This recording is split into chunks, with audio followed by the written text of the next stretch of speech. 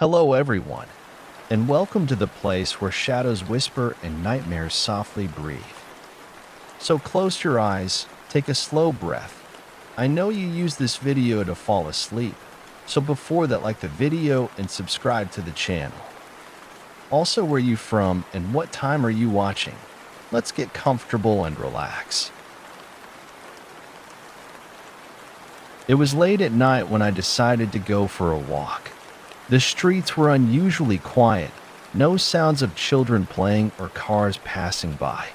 I thought nothing of it at first, just a peaceful moment, I told myself. But as I walked further down the old street, I started to feel that something was off. It wasn't the kind of off where you can't put your finger on it. No, this was the kind of off that sent shivers up your spine. The kind that makes your hair stand on end for no reason at all. I had the strangest feeling that I wasn't alone. I turned the corner onto an alleyway that led to a narrow street. A few blocks further, I'd be back home, safe and sound. Or so I thought. The wind had died down, and the night air was thick, almost like something was suffocating the city. As I walked, my footsteps echoed louder than usual, each one a stark reminder that I was, indeed, alone. The streetlights flickered intermittently, casting long, crooked shadows that danced unnaturally. But it wasn't the shadows that unnerved me, it was the silence. There was no hum of the city, no distant chatter, nothing. And then, out of the corner of my eye, I saw it. A figure. But when I looked directly at it, it wasn't there. I thought it was just a trick of the light, a figment of my imagination. But then, as I walked further, I saw it again. This time, it was standing closer. My heart skipped a beat. I wasn't imagining things. It was real. But every time I blinked, it vanished out. I tried to ignore it, telling myself it was probably just some kid or a homeless person lingering in the shadows. But something felt wrong, too wrong to be explained away by reason. As I walked faster, my breath began to catch in my throat. I could feel it getting closer, always just out of sight, but I knew it was there. I wasn't alone anymore. I reached my building and rushed inside, but the sense of unease didn't leave. I locked all the doors, drew the curtains tight, and sat in the dark, trying to shake the feeling. But it was there, lingering in the back of my mind, that unmistakable sense of being watched. I turned on the lights, double-checked every window.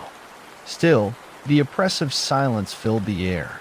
The next morning, when I stepped outside to get the paper, I noticed something strange.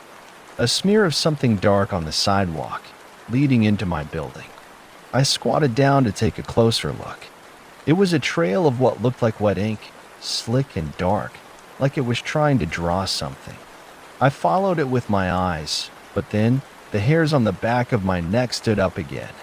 I couldn't see the end of the trail. It just disappeared into the street, as though something had erased the rest. A chill crept through me as I slowly turned back toward the building. That night, I couldn't sleep. My mind kept replaying the events over and over, those fleeting glimpses of the figure, that growing sense of dread. But no matter how hard I tried, I couldn't explain it. It was as if I had been marked, and whatever it wasn't finished with me. Days passed, but it only got worse. I kept seeing the figure, always out of the corner of my eye, always just outside my reach. It was as though it was moving with me, stalking me, waiting for the right moment to show itself. But every time I turned to face it, it was gone. My paranoia grew. I stopped leaving my apartment for days. I didn't trust anyone anymore, not even the people I had known for years. I couldn't explain what was happening, but I knew one thing: it wasn't a hallucination. It was real. And then, one morning, I woke up to find something in my apartment. Something that hadn't been there before. It was a mark, a symbol, scratched into the floorboards, as if something had clawed at the wood in the middle of the night. I stared at it for what felt like hours. I didn't know what it meant, but I knew I couldn't escape it. Whatever it was, it had come for me, and there was no running away from it now that I tried to reach out to the authorities. But when they came to investigate, they found nothing. No marks, no strange figure, just the same old, quiet apartment. They suggested I might be imagining things. But I knew better. That night, I finally saw it. The figure. But this time, it wasn't just a glimpse. It was standing in my living room, inches from my face. I couldn't move. My body froze, paralyzed by a terror so intense it stole the breath from my lungs. Its eyes, they weren't human. They were dark, endless pits, pulling me into them, dragging me closer with every heartbeat. I tried to scream, but no sound came out. It leaned in, its breath hot against my skin. And then, in a voice like gravel being scraped across stone, it whispered my name. But it didn't sound like my name. It sounded like something wrong, like it had been twisted, contorted by something ancient and dark. And then, before I could react, it was gone. I didn't sleep for days after that. Every corner of my apartment felt like it was hiding something. Every creak of the floorboards sounded like it was getting closer, closer to the end. And then, one morning, I woke up to find that everything had changed. The walls were covered in strange symbols, scratches, deep gouges, as if something had been trying to claw its way in. I couldn't leave. I couldn't move. I couldn't even breathe without hearing its voice in the back of my mind, calling to me. I don't know how long I've been here. Days, weeks, months? Time doesn't make sense anymore. But I know one thing. I'm not alone. It's always here, watching, waiting for the right moment. And when it comes for me, I'll be ready. Because there's nowhere left to run. The walls have started to close in on me, but it's not just the physical space, it's the air itself. It's thicker now, heavier, almost suffocating. Every breath feels like I'm pulling it through a curtain of smoke, thick with something malignant. I can't quite explain it, but it feels like the atmosphere itself is alive, breathing in sync with me. Its movement slow and deliberate, almost like it's waiting for something. The whispers have gotten louder. I used to hear them in the dead of night, faint and barely audible. But now they come all the time when I wake up, when I close my eyes, when I think I'm alone. They're always there, scratching at the edges of my mind. And they're not just whispers anymore. They're voices, distorted, overlapping, like a cacophony of tormented souls clawing to escape. It's maddening. Sometimes I catch glimpses of things in the dark, shapes moving, twitching in the corners of my vision. But when I turn, nothing's there. There's no comfort in that, though, because I know what's coming. It's like the space between what's real and what's not is starting to thin.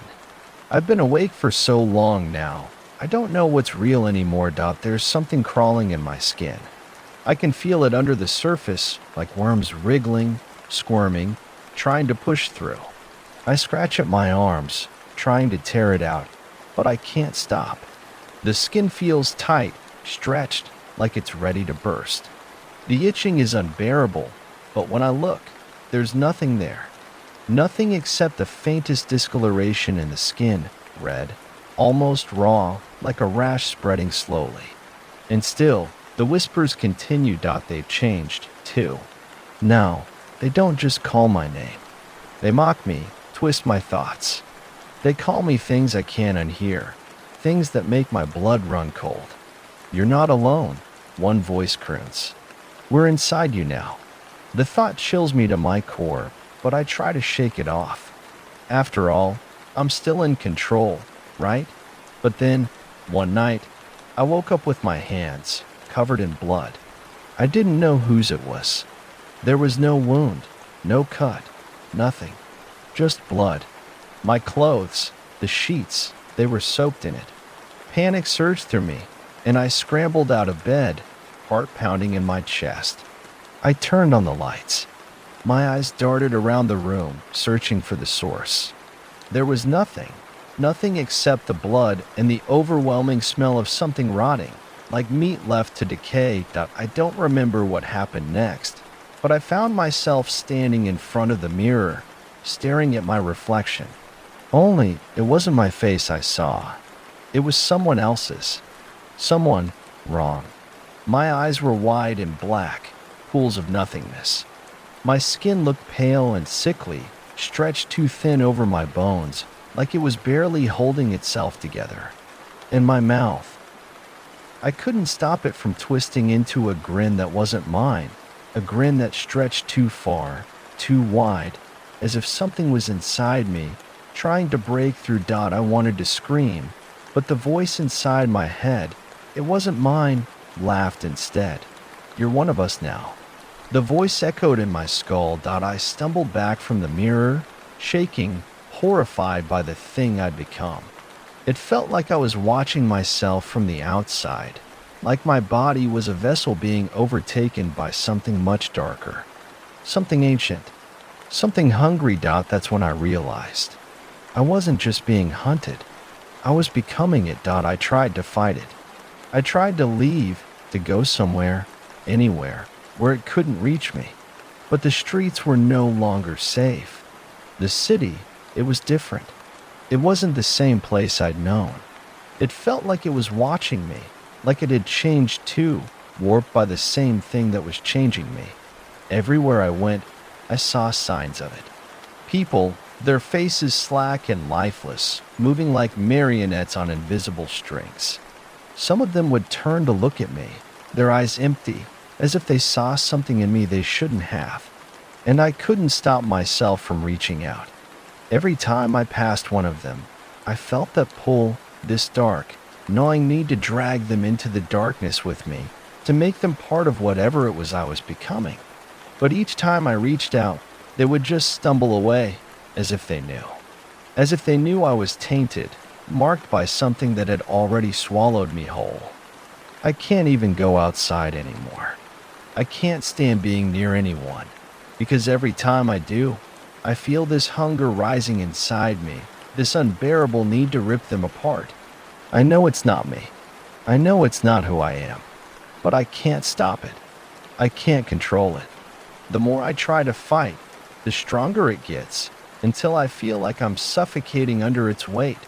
And then, the worst part came one evening, I went into the kitchen to get some water, and when I turned on the tap, the water, it was black. The sink filled up with this thick, oily liquid, and when I reached to turn it off, I saw something moving beneath the surface. Something that wasn't water, but something far worse. It was a mass of squirming, writhing shapes, covered in sharp, jagged edges. I recoiled in horror, but the liquid kept rising. It spilled out of the sink, flooding the kitchen floor, inching its way up my legs, curling around my feet like it was trying to pull me under. I screamed and tried to run, but the door wouldn't open. It was stuck, as if something was holding it shut from the outside. That's when I knew I was trapped, not just in this apartment, but in this new life, this new existence. Whatever I had become, it wasn't something I could escape. And as I stood there, surrounded by the darkness, I heard the whispers again, louder now, more frantic. You'll never leave. You're ours now. And I realized in that moment that I wasn't just being haunted by something evil. I had become the evil, and I didn't know if I could stop it. The darkness around me thickened, swallowing the room whole, leaving only the sound of my erratic breathing. I could feel my skin crawling, the sharp sting of the strange, cold sensation that gnawed at my insides. I could no longer tell if I was in my own body or if something else had taken over, something far older and darker than any human being. The whispers, always whispers, now grew into a low, guttural chant, like an ancient incantation being recited just out of reach. My mind reeled, unable to focus, lost in the swirling mass of thoughts that weren't even my own. They sounded like 1,000 voices, overlapping, pushing at the edges of my sanity. And then, I heard one that was clearer, more distinct than the rest. Join us. Join the others. I didn't know where the voice came from, but it was like it had been waiting for me to finally hear it, waiting for me to surrender. Something inside me wavered, something primal, something that longed to be part of whatever was calling. I stumbled back, my hand reaching for the door again, but it was no use. The handle was slick, covered in the same black substance that had flooded my kitchen. It was as if the door itself was alive, moving with a will of its own, preventing me from leaving. And then, for the first time since this nightmare began, I heard a sound that wasn't a whisper. It was a knock. 3 sharp raps on the door, followed by silence. My pulse quickened. I froze. The knock didn't come from the other side of the door. No, it came from inside the apartment, like something or someone was waiting on the other side of the wall. I turned, eyes wide with panic, searching for the source. And that's when I saw it. In the far corner of the room, where the shadows were the darkest, a figure stood. It was hunched, its body twisted unnaturally, limbs bending in ways they shouldn't. It was tall, too tall, its head scraping the ceiling, its form barely human anymore. It was a silhouette of something both ancient and wrong, its features blurred and indistinct, as if reality itself couldn't fully grasp its shape. For a moment, I was paralyzed, unable to move, unable to breathe. But then the figure stepped forward, and with every movement, I felt the weight of my own soul sink deeper into the abyss. It was coming for me. I knew that now. You belonged to me. The voice rumbled from within the creature, its words a strange mixture of joy and hunger. My stomach churned as the figure came closer, its long, twisted fingers reaching out for me. Every instinct screamed at me to run, to fight, but my body wouldn't obey. The darkness within me, the thing that had been growing since this all started, was rising up to meet it. And I realized with sickening clarity that it wasn't just trying to claim me anymore. It was trying to merge with me, to make me one of them. You will become part of the collective. The voice sang now, the words soft and seductive. One soul, one purpose, forever. I wanted to scream, to tear myself away, but my hands wouldn't move, and my legs were frozen. The whispers were so loud now, so overwhelming, that I thought my skull might split open from the pressure. And then, just as the figure's fingers brushed against my skin, I felt something. Shift.it was like a switch being flipped in my mind. A sudden, brutal clarity washed over me, and for the first time, I understood. I was not alone. Whatever this thing was, it had infected me long ago. It had been feeding off my fear, growing in the cracks of my mind, until it was too big to ignore, too powerful to fight. It wasn't just a presence, it was me. It was the darkness inside. I fought against it with everything I had left. My fists clenched, my body screamed in defiance, but it didn't matter. The darkness, the entity inside me, was already in control. I could feel the power shifting. It wasn't something I could push away. It was me now.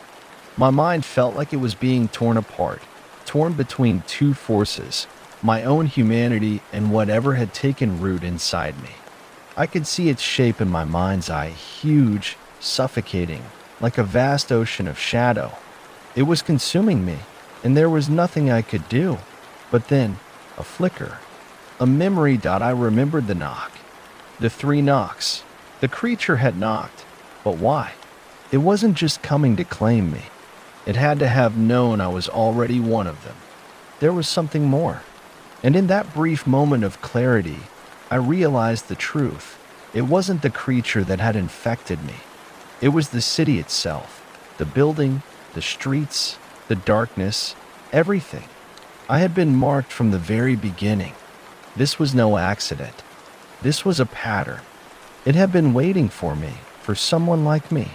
The whispers, the blood, the strange marks on the walls, they weren't just a sign of my descent into madness. They were a signal to the others. As the realization hit me, I felt the final piece of the puzzle click into place. The knock wasn't the creature trying to claim me. It was a signal calling the others to finish what had started. To complete the transformation, I turned to face it, no longer terrified. I understood now. There was no escaping. I was one of them, and as the figure's hand reached for me, I reached back. Because it wasn't me anymore. It was the city, the collective. I had become one with it, and I was no longer afraid. Because in the end, there was no me. There was only the darkness, and it was everywhere. The figure's hand touched mine, cold and smooth, but there was no fear in me anymore. In that moment, the boundary between me and whatever it was inside me, whatever had taken hold of the city, disappeared. I could feel the pulse of something ancient, something vast, coursing through my veins. It was as if the city itself had become part of me, and I, in turn, had become part of it. I felt every heartbeat of the streets, every twitch of the shadows. We were one. The figure didn't speak. It didn't need to. It simply stood there, its twisted form now merging with my own, as the darkness continued to surge through me. But I was no longer trapped inside my own skin, no longer confined to the fragile vessel that had once been my body. I was something more now, something bound to the city, to the otherworldly force that had infiltrated it long ago, and then, as if the final layer of reality itself had been peeled away, the world around me shifted. The apartment, the walls, the floor, all of it seemed to bend, warp, and dissolve into an endless, pulsating darkness. I was no longer in the apartment at all. The city, the collective, it had claimed me completely. The streets stretched out before me, but they were no longer made of stone and mortar. They were alive, writhing like a mass of tendrils, reaching up to the sky, pulling the buildings together, growing taller, darker, more monstrous. There was no sunlight anymore. Only a dim, eerie glow that flickered from the cracks in the world, like the remnants of something long forgotten. The sky above was swirling with black clouds, churning as if alive, writhing with the same hunger that had infected me. It felt like the air itself was breathing, thick with the presence of something far more powerful than I could ever have imagined. The city had become the thing, and the thing had become the city. As I walked through this twisted version of Harbor City, I could see others more like me. Their faces were blank, devoid of recognition, yet I knew them. They were the ones who had been swallowed, consumed by the collective. They moved like shadows, their forms shifting between human and something darker, something that could no longer be called human. They were part of the hunger now, part of the darkness, just as I was. I could feel them. I could feel all of them, thrumming in sync with the city, with me, but then I saw something that made my heart stop. Or what was left of it, anyway. A figure standing in the distance. It was different from the others. It didn't look like it belonged. It was like me before. I moved toward it, the shadows curling around my legs, pulling at me, urging me to go faster. As I approached, I saw her face clearly. She was staring at me, her eyes wide with fear, just like I used to be. She was alive in the way I had been before this nightmare consumed me. She hadn't succumbed yet. She was still herself, still struggling against whatever had begun to take hold of the city. Her breath was shallow, her eyes frantic as she backed away, clearly aware of the danger. She wasn't running, though. She was frozen in place, as if something inside her was calling her to stay, to face whatever had become of me. She knew. She knew what I was now. I felt the darkness rising in me again, that gnawing hunger, the need to pull her in, to make her part of it, part of us. I reached out, but she stepped back, shaking her head. There was a flicker of recognition in her eyes, a recognition I didn't understand. It wasn't just fear anymore. It was something else, something deeper, something sad. You don't have to become like me. Her voice cracked, barely a whisper over the hum of the city. There's still time, but I knew there wasn't. The darkness had already taken root in her. It was waiting for her to give in, just like it had waited for me. There was no escaping it. The hunger, the call, it wasn't just the city anymore. It was a force, an entity older than time, older than the city itself. And it was always hungry. I reached out to her again, my fingers brushing the air between us. But this time, she didn't flinch. She looked at me with a mixture of pity and sorrow, as if she could already see the end of me, the end of all of us. She took a step forward. "I'm sorry," she whispered, her voice breaking as if she had already accepted what would come next.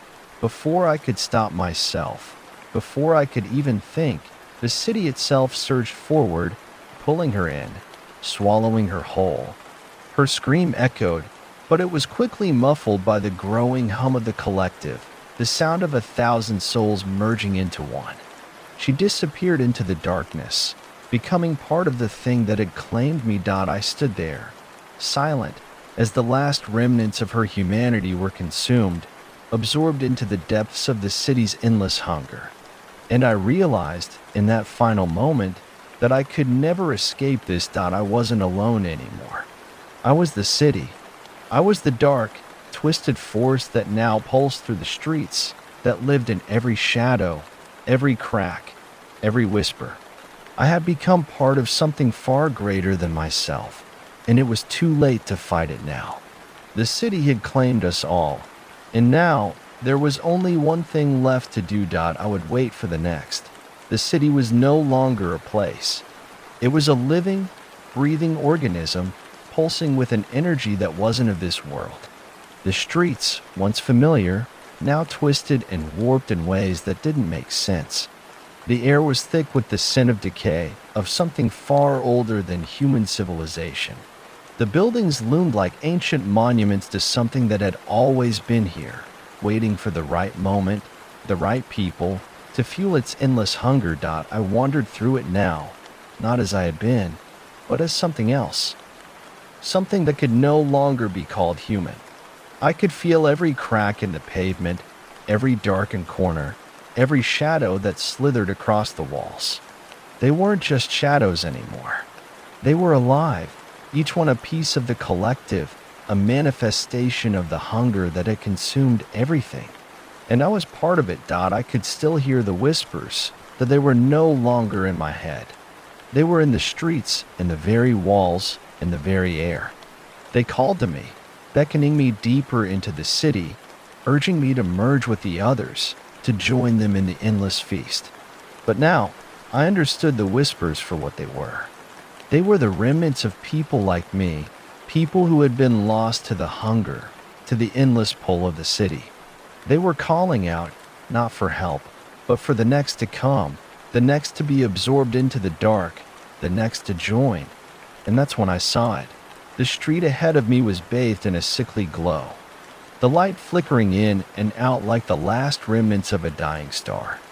Figures were standing there, still as statues, their faces twisted into grotesque masks of fear and confusion. I recognized some of them. They were like me. They had once been people, living, breathing, laughing, walking down the same streets I had. But now they were something else. They were the city's first victims, the ones who had been absorbed into the collective long before I had. They stood frozen, their bodies in various stages of transformation, their eyes wide with an emptiness that sent a shiver through what remained of my soul. I could feel their gaze on me, cold, knowing. They weren't afraid anymore. They couldn't be. They had become part of the city, part of the hunger. And then I saw her. She was standing in the center of the group, her back straight, her head tilted slightly as she watched me approach. Her eyes weren't full of fear. They were full of understanding. It was the woman I had seen before, the one who had tried to resist, the one who had whispered to me that there was still time. She was still here, but she wasn't the same. Her face was pale, her eyes hollow, but there was something in them, something that wasn't part of the city's hunger. She was fighting it, somehow. She was still herself. She locked eyes with me, and for a moment, I felt something inside me stir. It was the smallest flicker of recognition of humanity, something that felt like home. "You don't have to stay like this," she said, her voice soft but steady, cutting through the suffocating hum of the city. "You don't have to be part of this anymore." Her words, they shook me. I could feel the tug of my old self, the part of me that had once believed there could be an escape, that there could be something more. I wanted to believe her. I wanted to break free from the pull of the collective, from the gnawing hunger that was clawing at every fiber of my being. But it was too late. I knew it was too late. The darkness inside me was too powerful now, too consuming. "No," I whispered, the sound barely escaping my throat. "There's no way out." She stepped forward, her movement slow, deliberate, as if testing the strength of her own resolve. "There's always a way," she said. "You can still fight it. I know you can." I shook my head. The hunger rose within me, overwhelming, suffocating. It was calling to me, demanding more, urging me to pull her in, to make her part of the collective, just as I had been made part of it. The shadows around us seemed to grow thicker, more menacing, as if they were closing in, tightening around her, drawing her closer to the inevitable. "You're wrong," I said, my voice hollow, cold. "You don't understand. There is no fighting it. You think you can hold on to yourself, but the city, it consumes everything, everyone." I could feel the darkness stretching inside me, like a beast waking from a long sleep, its hunger boundless and endless. It was rising up, twisting my thoughts, my body, my soul into something alien, something monstrous. And I knew what would happen next. The city would claim her, just like it had claimed me, just like it had claimed them all. It was inevitable. It was destiny. But she didn't back away. She didn't flinch. Her eyes locked onto mine, and for the first time, I saw something there, something that shouldn't have been possible in a world like this. "Hope, I'm not leaving," she said, her voice firm. "And neither are you." And then, in the flicker of that moment, I saw it, the thing that had been missing all along. The city wasn't just a force of hunger. It wasn't just a dark, consuming entity. It had once been something more. It had once been a place of life, of people, of choices. It had been alive, in the way that all things are alive, before it had fallen into the grasp of something darker, older. And now, it was trying to remember. I didn't know how. I didn't know why. But something inside me, something deeper than the hunger, something buried beneath the layers of darkness, stirred. "You're right," I whispered, barely hearing my own voice above the hum. "There's still a way out." But before I could reach for it, before I could fight, the city pulled.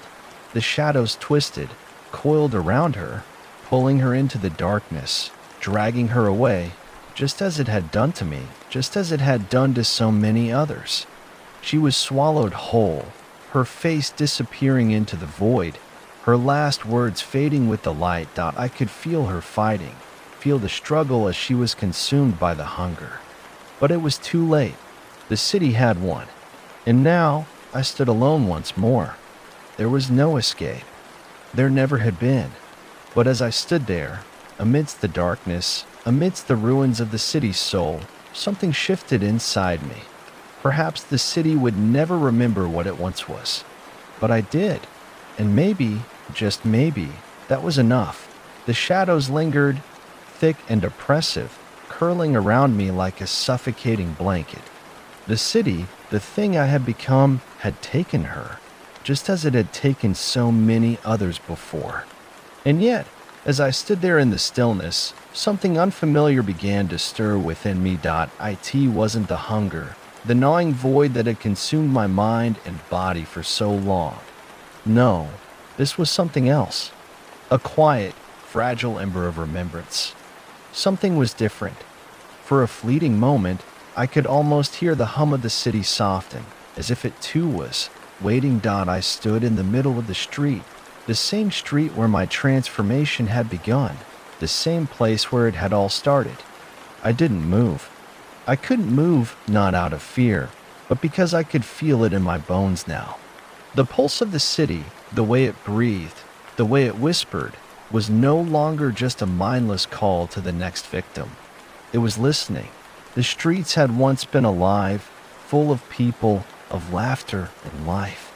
And somehow, in the depths of the city's hunger, that essence still existed. But it had been buried beneath layers of darkness, obscured by the desire to consume. The memories of the city, of its once vibrant streets, of its people, they were still here, buried deep within the very fabric of the city itself. The hunger was still there. It always would be. But now, I understood it.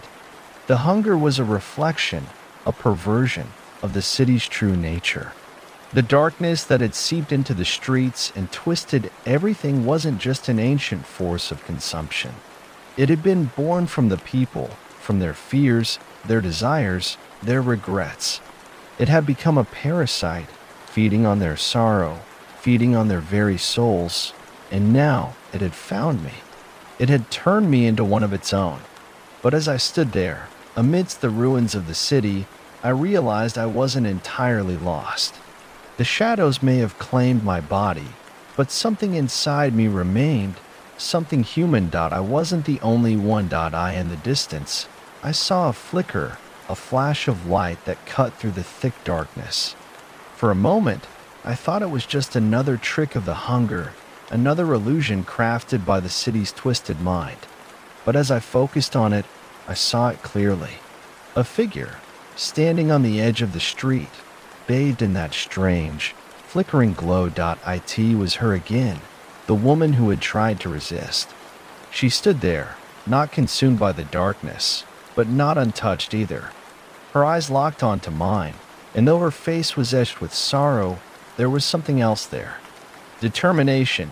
She hadn't given in. She hadn't succumbed to the city's will, not entirely. She was fighting. "You're still here," I said, the words trembling in my throat. I wasn't sure if I was speaking to myself or to her. I didn't understand how she could still be alive, how she could still be holding on when everything else had been swallowed by the darkness. She didn't respond right away. Instead, she took a step forward, her movement slow, cautious. The city seemed to ripple around her, as though it was unsure of her presence, unsure of its grip on her. She was something new, something different. She was the resistance, the last flicker of light in a place consumed by night. "I never left," she finally said, her voice softer now, but there was a quiet strength in it that sent a tremor through me. "And neither should you." I wanted to scream at her, to tell her that it was hopeless, that the city, the hunger, the collective, would swallow her just like it had swallowed me. But something in her eyes, something fierce and unbroken, made me hesitate. I had been wrong to think there was no way out. Maybe there was still a chance. I didn't know what had kept her alive, what had kept her resisting when all the others had fallen. But I could feel it now, deep in my chest, deep within the echo of what was left of me. There was still a fight, still a chance to reclaim the city, to break the cycle. "You've been hiding from it," I said, the realization dawning on me. "The darkness, the hunger, you've been keeping it at bay." She nodded, her face serious. "Not hiding, fighting. There's always a choice, always a way to resist it, even when you think it's impossible." I could hear the hum of the city growing louder, the collective pulling at us both, eager to consume, to pull us into the depths. It was getting stronger, more insistent, and I knew it wouldn't be long before the darkness overwhelmed us. But she didn't falter. She didn't shrink back. Instead, she reached into her jacket and pulled out something small, something that glinted faintly in the dim, flickering light. It was a key. Simple, ordinary, yet, in that moment, it felt like it held the weight of the world. "Take it," she said, her hand trembling slightly as she extended it toward me. "It's the only way to break the cycle." The key, it wasn't just a physical object. It was a symbol, a piece of something I didn't fully understand. Something ancient, something connected to the city, to its heart. For a long moment, I just stared at it. The city was watching, the hunger waiting to see what I would do. But then, I reached out. I took the key from her, and as my fingers wrapped around it, I felt a surge of energy, a pulse, deep and ancient, flowing through me. It was like I had unlocked something inside myself, something that had been buried under the weight of the city's darkness. And in that moment, I knew what I had to do. I turned to face the city, to face the hunger that had consumed it all.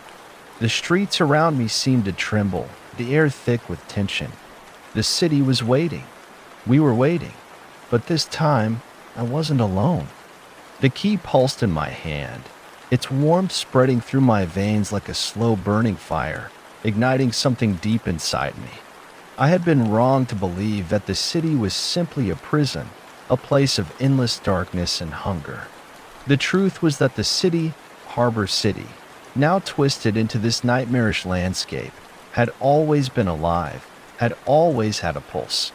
The hunger was just a distortion, a perversion of something far more ancient and primal. And now, with this key, I felt a sliver of that ancient power awaken.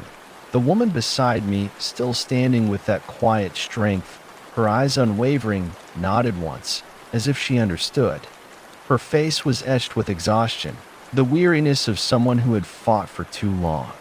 But there was no hesitation in her movement, no second guessing. She had chosen this path, and she would walk it until the end. The city, the collective, the hunger, it was all watching. I could feel it now, like 1,000 eyes staring down at me, waiting for my next move. The air was thick, heavy with the weight of the decision that loomed before me. The key. I stepped forward, the ground beneath my feet trembling with every step. The hum of the collective grew louder, more insistent, as though it could sense what was happening. The shadows stretched longer, curling around us like serpents, eager to pull us back into the depths of the city's hunger. But I didn't stop. The key burned in my palm, and the more I focused on it, the more the city seemed to shift around me. The twisted streets seemed to twist less, the buildings less menacing, as though the key was unlocking something within them, within me. "You're not alone," the woman whispered beside me. Her voice was calm, but there was a hint of something else there, something that gave me the strength to move forward. I reached out with my other hand, fingers brushing the darkened stone of a nearby building. The texture under my touch was familiar but strange, like the building itself was breathing, shuddering in response. And then I realized it was. The city was alive, and for the first time in what felt like forever, it was reaching out, acknowledging us. The key pulsed again, brighter this time, as if the city itself recognized it. I held it high, feeling the vibrations run through my bones, through the very air. The hunger tried to pull me, tried to drag me back into the darkness. But this time, I was ready. The shadows closed in, slithering toward me, toward us, like predatory creatures sensing a weakness. But as the first tendrils of darkness reached for me, I pressed the key into the air, and something changed. The city shook. It was subtle at first, a tremor in the ground beneath my feet. But then it built, and with it, a low, mournful sound, like the city itself was crying out. The walls groaned, the streets shifted, and a rush of energy surged outward, as if something had been unlocked, something ancient and alive. The hunger recoiled, pulled back for a brief, fleeting moment, like a beast unsure of what it was facing. And then I understood. The key had unlocked something. Not just a door, not just a physical space. It had unlocked a part of the city's soul. The city remembered. I looked at the woman, and for the first time since this nightmare had started, I saw something in her eyes. "Hope, the city is waking up," she said, her voice trembling slightly. But there was no fear in it, only awe.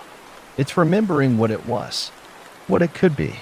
And as the city began to shift, to reawaken, the shadows shrank back, unable to stay in the face of this new force. The darkness that had once consumed everything seemed to falter, as though the very ground beneath it was no longer willing to carry it. The walls, the buildings, the streets, they were no longer just vessels for the hunger. They were something more. I could feel the change in the air, like the beginning of a long, drawn-out breath after years of suffocation. The hunger, the collective, still clung to the city, but now it was being pushed back. The city was no longer a place to be consumed. It was a place to be restored. The ground beneath my feet trembled again, this time stronger. A light, faint at first, like the first streak of dawn breaking through the night, began to illuminate the streets. It flickered like a spark, growing brighter, spreading outward, until it was everywhere. And in the center of it all, I stood, holding the key, the embodiment of the city's soul. The hunger, once all-consuming, now seemed distant, like a fading echo, unable to keep pace with the city's resurgence. The streets, the walls, the very buildings, they began to reshape themselves, shedding the twisted, grotesque forms that had defined them for so long. They were becoming something else, something more familiar, more human. The woman stepped forward beside me, her hand reaching out to touch the nearest wall. It shuddered beneath her fingertips, its surface softening, shifting into something smoother, more solid. The hunger still clawed at the edges, but it was no longer the dominant force. The city itself had started to fight back. "We can save it," she whispered, her voice full of wonder. "We can save Harbor City." But as the light grew brighter, I felt the key in my hand tremble. The city was waking up, yes, but so was the hunger. And with it, a new kind of reckoning was coming. The battle was far from over. The darkness, though diminished, had not been destroyed. It was still there, lurking, waiting. But now, we had a chance, and I was ready to fight. The key was only the beginning. The light in the city grew, pulsing like the heart of something ancient, something forgotten. But with that light came the weight of the realization that this, whatever this was, wasn't over. It was only the first wave. The hunger hadn't been vanquished. It had only been pushed back, forced into hiding, waiting for its next opportunity. The city itself had begun to reshape, its once grotesque features softening. The twisted streets that had once felt like veins of darkness were now becoming familiar again, the pavement smooth, the buildings towering in their original grandeur. It was as if the city had been sleeping for a long time, buried under layers of rot and decay, and now, as the hunger retreated, it was waking up, remembering its true form. But it wasn't perfect. Not yet. The hunger was still out there, still lurking in the shadows, clawing at the edges of the light. And I could feel it, deep inside me. Its presence was undeniable. The city might have begun to heal, but the damage had been done. The collective had left its mark, and the darkness wasn't just going to vanish. It couldn't. I turned to the woman beside me, her face lit by the soft glow of the city's resurgence. Her eyes were wide, but there was something else in them now, something stronger, something that pulsed with the same energy I could feel surging in the streets. "This isn't over," I said, my voice steady despite the fear that was creeping back into my chest. "The hunger, it's not gone." She nodded, her expression grave. "I know, but we've woken the city, and that means we have a chance to fight back. We can reclaim this place. We can stop it." I wanted to believe her. I wanted to believe that the city had enough strength to push the darkness away for good. But the hunger had already taken too much. It had twisted too many, and it wasn't just after the city. It was after us, after me, after everyone who still had something human left. The hunger didn't just consume the city, it consumed the soul. And that was something much harder to fight. I clenched the key tighter in my hand.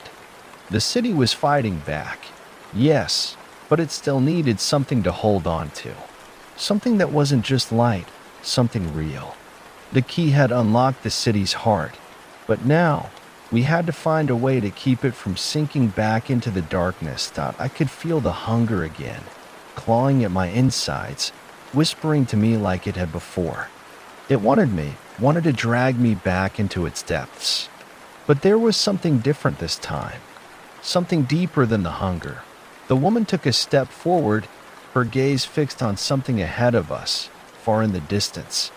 She was quiet for a moment, then whispered, "We need to find the heart of the city." "The heart?" I asked, confusion lacing my voice. "What do you mean?" "The key," she said, her voice filled with quiet understanding. "It opened something. But it wasn't just the city's physical form, it's deeper than that. The hunger feeds on the soul of the city. We need to find its core, its heart, before the darkness can find it again." I didn't fully understand what she meant, but the urgency in her voice was enough to send a chill down my spine. The hunger hadn't just twisted the city, it had corrupted it, twisted its very essence. And if we didn't find a way to stop it, the city would never be truly free. We began to move, the streets now quiet, the once oppressive hum of the hunger having receded, but still present in the air like a distant storm. The glow of the city pulsed like a heartbeat beneath the pavement, and the farther we walked, the more I felt it. The call.it wasn't a voice. It wasn't anything I could hear with my ears, but I could feel it in the marrow of my bones. It was as though the city itself was speaking to me, guiding me. The deeper we went, the clearer the pull became, the closer we got to the heart of the city, the center of its soul. The woman led me, her pace quickening as the city's pulse grew stronger. We passed streets that had once been impossible to navigate, now lined with light, the darkness recoiling into corners, into crevices. The city was pushing back, and I knew that somewhere, deep within its core, the true battle would take place. Then we reached it. A massive, twisted building, once a towering skyscraper, now reduced to a towering ruin. Its steel frame was bent, its windows shattered, but as we approached, I could feel it. The heart.it was here. The woman paused before the entrance, her eyes scanning the darkened interior. She turned to me, her expression solemn. "This is it." I stepped forward, the key still clutched in my hand. The light from the city above flickered through the broken windows, casting strange shadows on the walls. The air inside the building was thick with the scent of decay, of something old and forgotten. I could feel the hunger here, strong and vicious, clawing at me from the shadows, trying to pull me in. But we had come too far to turn back now. I stepped into the building, the key warm in my hand. As I moved deeper into the ruins, I felt the ground beneath me tremble, like the city itself was holding its breath. The hunger was waiting, and I could hear the whispers again, low, guttural, like something ancient, primal, lurking in the depths. I reached the center of the building, where a massive, cracked stone circle lay embedded in the floor. The air was thick, heavy with an oppressive force, and the key in my hand pulsed with an energy that felt almost alive. I raised it above the stone circle, and the light from the city grew brighter, blinding. The shadows shrieked, the hunger roared, and I slammed the key down into the stone. The ground cracked beneath me, the force of the impact sending shockwaves through the air. The hunger recoiled, a blast of cold air rushing toward me as the very walls of the city seemed to shudder in agony. And then silence. The hunger faltered. The city went still. I stood there, breathless, the key lodged into the stone, the light around me flickering, pulsating. The shadows were receding. It was over. For now, the hunger had been sealed away. The city's heart, its soul, had been saved. But I knew that the darkness wouldn't rest forever. It was patient. It was relentless, and so was I. The silence lingered, stretching long and thick, like the calm after a storm, but I knew better. It wasn't true peace. It was just the stillness before the next wave. The hunger, though weakened, was still there. The city was still vulnerable. We had sealed it away for now, but deep down, I could feel it stirring, biding its time, waiting for the smallest crack to form so it could slip through again. The woman beside me seemed to sense it too. Her eyes, though filled with exhaustion, had that same quiet resolve that had driven her from the beginning. We had done something monumental, yes, but we were far from done. I could hear the faintest echo of the hunger, still lingering in the air, still whispering from the edges of the darkened ruins. "We've done it," I said, my voice hoarse, but the words felt hollow in my mouth. "We've pushed it back. But it's not over, is it?" She shook her head slowly, her gaze unwavering as she stared at the stone circle beneath us. "No, it's never over. Not completely. But what we've done today, we've made the city remember who it is. We've given it a chance to heal." I turned the key in my hand, watching it flicker with a strange, ethereal light. For a moment, it felt like it was alive, pulsing with an energy I couldn't quite understand. "How long do we have?" She didn't answer right away. Instead, she placed a hand on the stone circle, her fingers brushing lightly across the cracks. She was listening, feeling for something that I couldn't hear, couldn't feel. After a long moment, she spoke, her voice steady despite the weight of her words. "As long as we keep fighting, the hunger feeds on fear, on loss. But we've shown the city that it doesn't have to give in. It can fight back. We can fight back." I looked around, my eyes tracing the broken walls, the shattered windows, the decaying remains of what had once been a thriving metropolis. The city was alive again, but it was still fragile. The cracks were still there, and deep within the ruins, I could feel the faintest tremor, a reminder that the hunger hadn't been erased, merely pushed back for the moment. But there was something else now. The key, still pulsing faintly in my hand, had done more than just seal away the hunger. It had changed something fundamental. The city was changing. It was healing, slowly but surely, and I could feel its heartbeat, steady and strong, beneath the broken ruins. "We need to find the others," I said, the weight of the responsibility settling over me like a cloak. "There are still people out there. They don't know. They don't realize. The fight is far from over." She nodded, her eyes narrowing slightly, as though she was already scanning the horizon for the next challenge. "We'll find them. Together." I took a deep breath, the air thick with the smell of dust and decay, but also with something else, something faintly familiar, the scent of renewal. We weren't out of danger yet, but there was hope now. Hope, for the first time in a long time. The city may have been scarred, its heart still healing, but it was no longer just a prison. The darkness had been given its place, its boundaries, and in doing so, the people had a fighting chance. The hunger was a parasite, yes, but parasites could be eradicated.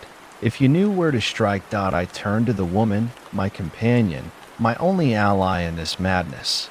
"You know, for all this time, I thought I was alone, that the city had taken everything from me. But now with you, I see that there's something worth fighting for." She met my gaze, her eyes filled with the same quiet understanding that had drawn me to her from the very start. "We're never alone, not really. We just have to remember that we're stronger when we fight together." Together. That word had been a hollow echo in my heart for so long. But now, for the first time in forever, I felt the truth of it. The hunger couldn't win if we stood united. The city couldn't fall if there were people who still believed in it, who still fought for it. The key in my hand seemed to pulse once more, and I understood. This wasn't just about fighting the darkness. It was about remembering what the city had once been, what it could still become. A place for life, for hope. "Let's go," I said, nodding toward the shattered doors that led back into the city. The light from the heart of the city flickered softly, casting its glow on the path ahead. We've got work to do. The hunger hadn't been defeated, not by a long shot. But we had something it couldn't touch, each other. And together, we were stronger than the darkness that we walked into the city, into the unknown. But this time, there was no fear in my heart. We were fighting for something, for the city's soul, for the people still lost in its shadows, and for the very essence of what made this place alive. The war wasn't over, but we were ready. We walked through the shattered streets of Harbor City, the glow of the city's resurgence casting long shadows behind us. The faintest tremors still vibrated beneath our feet, the city's heartbeat steady but fragile. The hunger hadn't vanished, not completely, but its grasp had loosened. For the first time in years, the city felt alive. And with that life came a renewed sense of purpose, a chance to rebuild. As we moved deeper into the heart of the city, I noticed the cracks in the walls seemed less oppressive. The decay was still there, but it wasn't all-encompassing. The air had a strange sense of possibility, a tension between the remnants of the past and the fragile hope of a new beginning. There were still places where the hunger lingered, twisting at the edges, but it was quieter now, more distant that I could see it in the way the people moved. They no longer skulked in the corners, hidden away from the city's gaze. They stepped into the streets again, cautiously, as if testing the waters. The city had always been a prison to them, a place where the hunger devoured their spirits and turned them into shadows of themselves. But now, something was changing. We need to find the others, I said again, the words coming more urgently now. The people still trapped in the old parts of the city, the ones who haven't seen what's happening yet. We can't leave them behind. The woman at my side, whose name I had never learned in the chaos, nodded. She'd been my guide, my partner in this strange, impossible fight, but we both knew the truth. This wasn't something we could do alone. We needed the others, the ones who could help push the city forward, the ones who could keep the hunger at bay that we moved through the streets, dodging the ruins of collapsed buildings and the remnants of broken signs that once marked businesses now long abandoned. As we passed, I saw flickers of movement, people peeking out from behind corners, their eyes wide with uncertainty. They were scared, unsure whether to trust the change or run from it. And who could blame them? After everything this city had endured, how could they believe that it was anything more than an illusion? I stopped at a corner, glancing at a dilapidated building that looked as though it had been completely consumed by the hunger. The windows were shattered, the walls corroded, but there was something different. The air felt warmer here, lighter. This way, I said, leading us toward the building.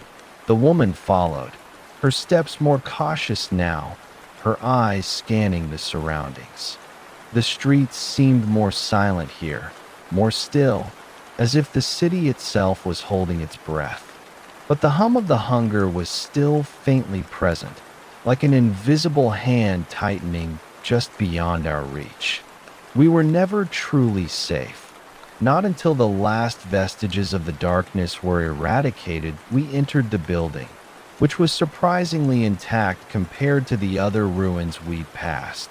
The walls were stained, the floors cracked and warped, but there was a strange warmth inside. As we walked deeper into the shadows, I began to hear the sounds of people, whispers, soft voices, the shuffle of feet. They were here. They had been hiding from the hunger, too afraid to step into the light that I motioned for the woman to stay close as we approached the small group huddled at the center of the room. They were thin, gaunt, their eyes hollow with fear, but there was something else there too, something I hadn't seen in a long time. Hope, flickering, uncertain, but still there. "Hey," I called out softly, stepping forward. The group froze, their eyes locking onto me with a mix of suspicion and curiosity. I could feel the hunger behind their gazes, a reflection of their fear, their weariness. But I also saw the spark of recognition. "I'm not here to hurt you," I continued, my voice calm, steady. "We've done something. The city, it's changing. The hunger, it's being pushed back. We're rebuilding, but we need your help. All of you." The silence that followed was heavy, like they were weighing my words, trying to decide if they could trust me. It wasn't easy. Trust had been broken a long time ago in this place. But one by one, they stood, their faces wary but intrigued. The woman who had stood beside me since this madness stepped forward then, her gaze steady, her presence commanding attention. "We've fought the darkness," she said, her voice carrying the weight of the truth. "The city isn't gone, but we need to stand together if we're going to save it. We need everyone. You are the city now. Together, we can make it whole again." They looked at one another, and after a long moment, the tension seemed to break. One of the men, tall and lean, stepped forward, his eyes cautious but filled with something new, determination. He nodded slowly. "Then let's do it," he said, his voice low but resolute. One by one, the others followed suit, each of them emerging from the shadows, stepping into the light. The hunger still pulled at them, a shadow beneath their feet, but now there was something else, something more powerful. The city's heart was healing, and it was waking up within them. That we left that building with a new sense of purpose, the small group of survivors now at our side. We were no longer just fighting to survive. We were fighting to rebuild, to reclaim the city. The hunger wasn't gone. But now, we had an army of hope. We had each other. As we walked through the streets, the city seemed to grow stronger with every step. The walls no longer felt oppressive. They felt like something we could rebuild together. And the more people we met, the more that sense of collective strength grew. But in the distance, I could still feel the hunger stirring. The city was healing, yes, but it wasn't a perfect cure. It was a temporary reprieve, and I knew that.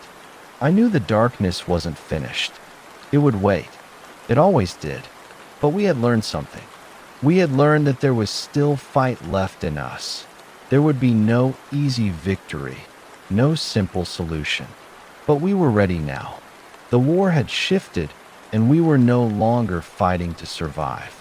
We were fighting for something more, and with that, I knew the city would never fall again. Not if we had anything to say about it. The hunger had its place, but the city had a soul, and we would fight to protect it, no matter the cost, together, always together.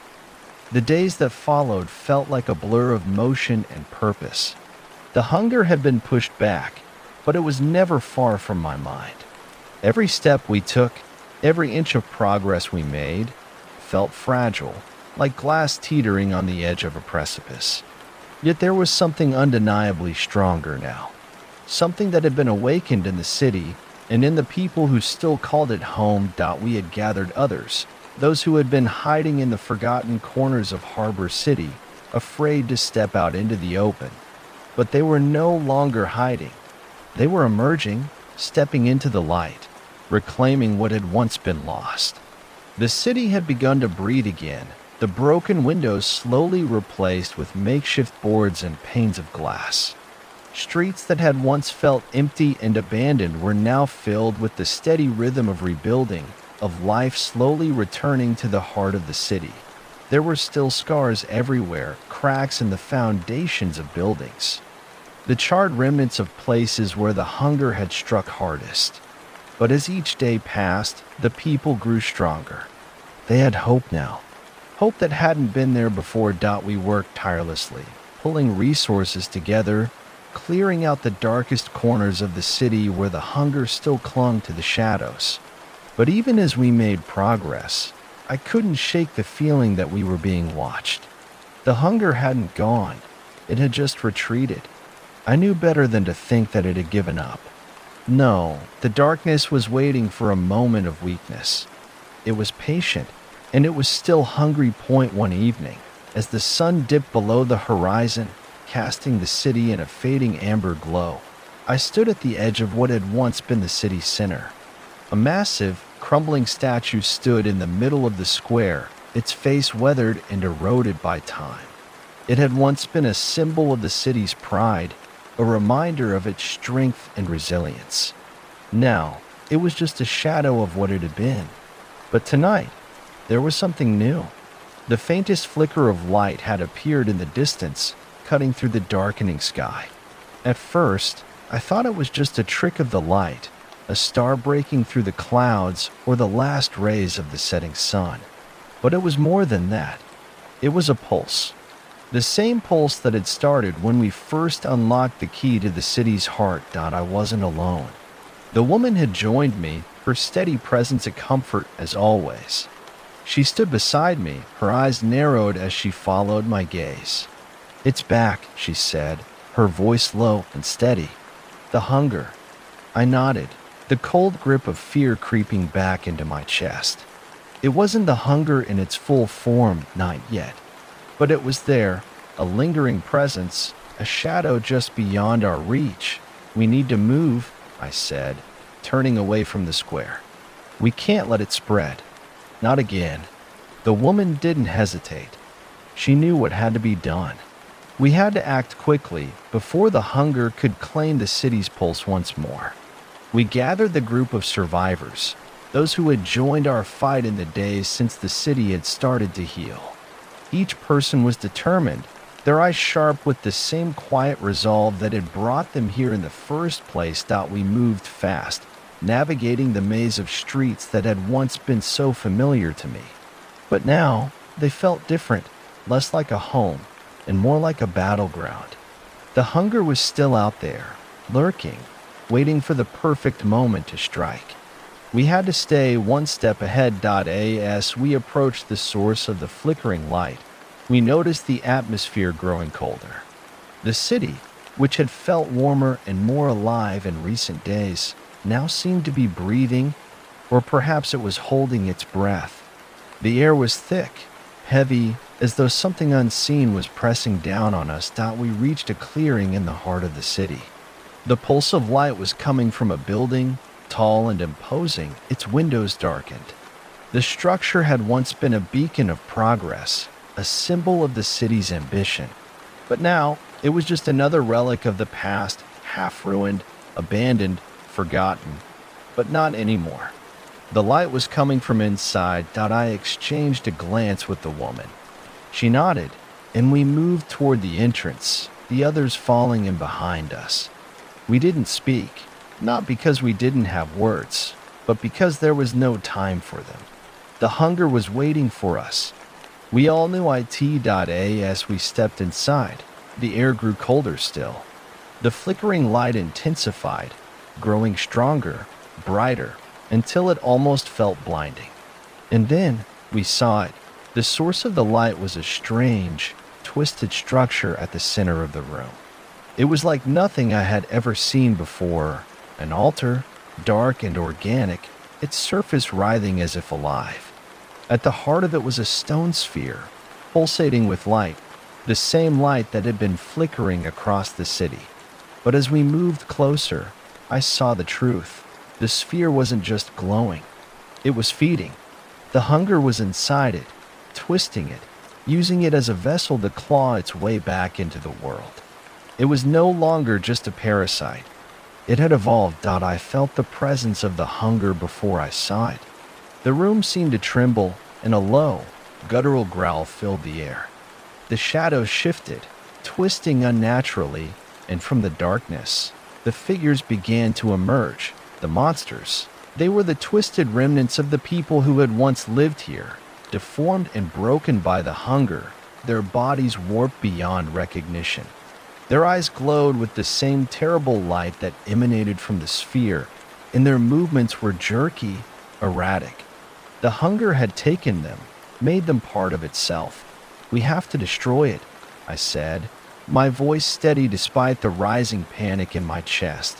The woman nodded, her eyes narrowing as she assessed the situation. We can't just destroy the sphere. We have to kill the hunger at its core. If we don't, it'll just find another vessel. The monsters closed in, their forms shifting and convulsing, their mouths open and silent, twisted screams. And in that moment, I knew this wasn't just a fight for survival anymore. This was a fight for the very soul of the city, and we weren't about to lose it. I grabbed the woman's hand, pulling her back as we readied ourselves for the inevitable. We had fought the hunger before. Now we would destroy it. For good. The room seemed to close in around us as the monsters, their forms writhing and twitching, drew nearer. The pulsating light from the sphere grew blinding, each pulse resonating with a deep, bone-chilling thrum. It felt like the city was in pain, like the very earth beneath our feet was screaming for release. But there was no time for hesitation. The hunger had taken on a form we hadn't anticipated. It wasn't just a force of destruction anymore. It had become a mind, a consciousness that could manipulate the very fabric of the city. And we were standing in its lair. I could feel the weight of the woman's hand in mine, steady, a lifeline in the chaos. We were in this together. We had to be. There was no other choice.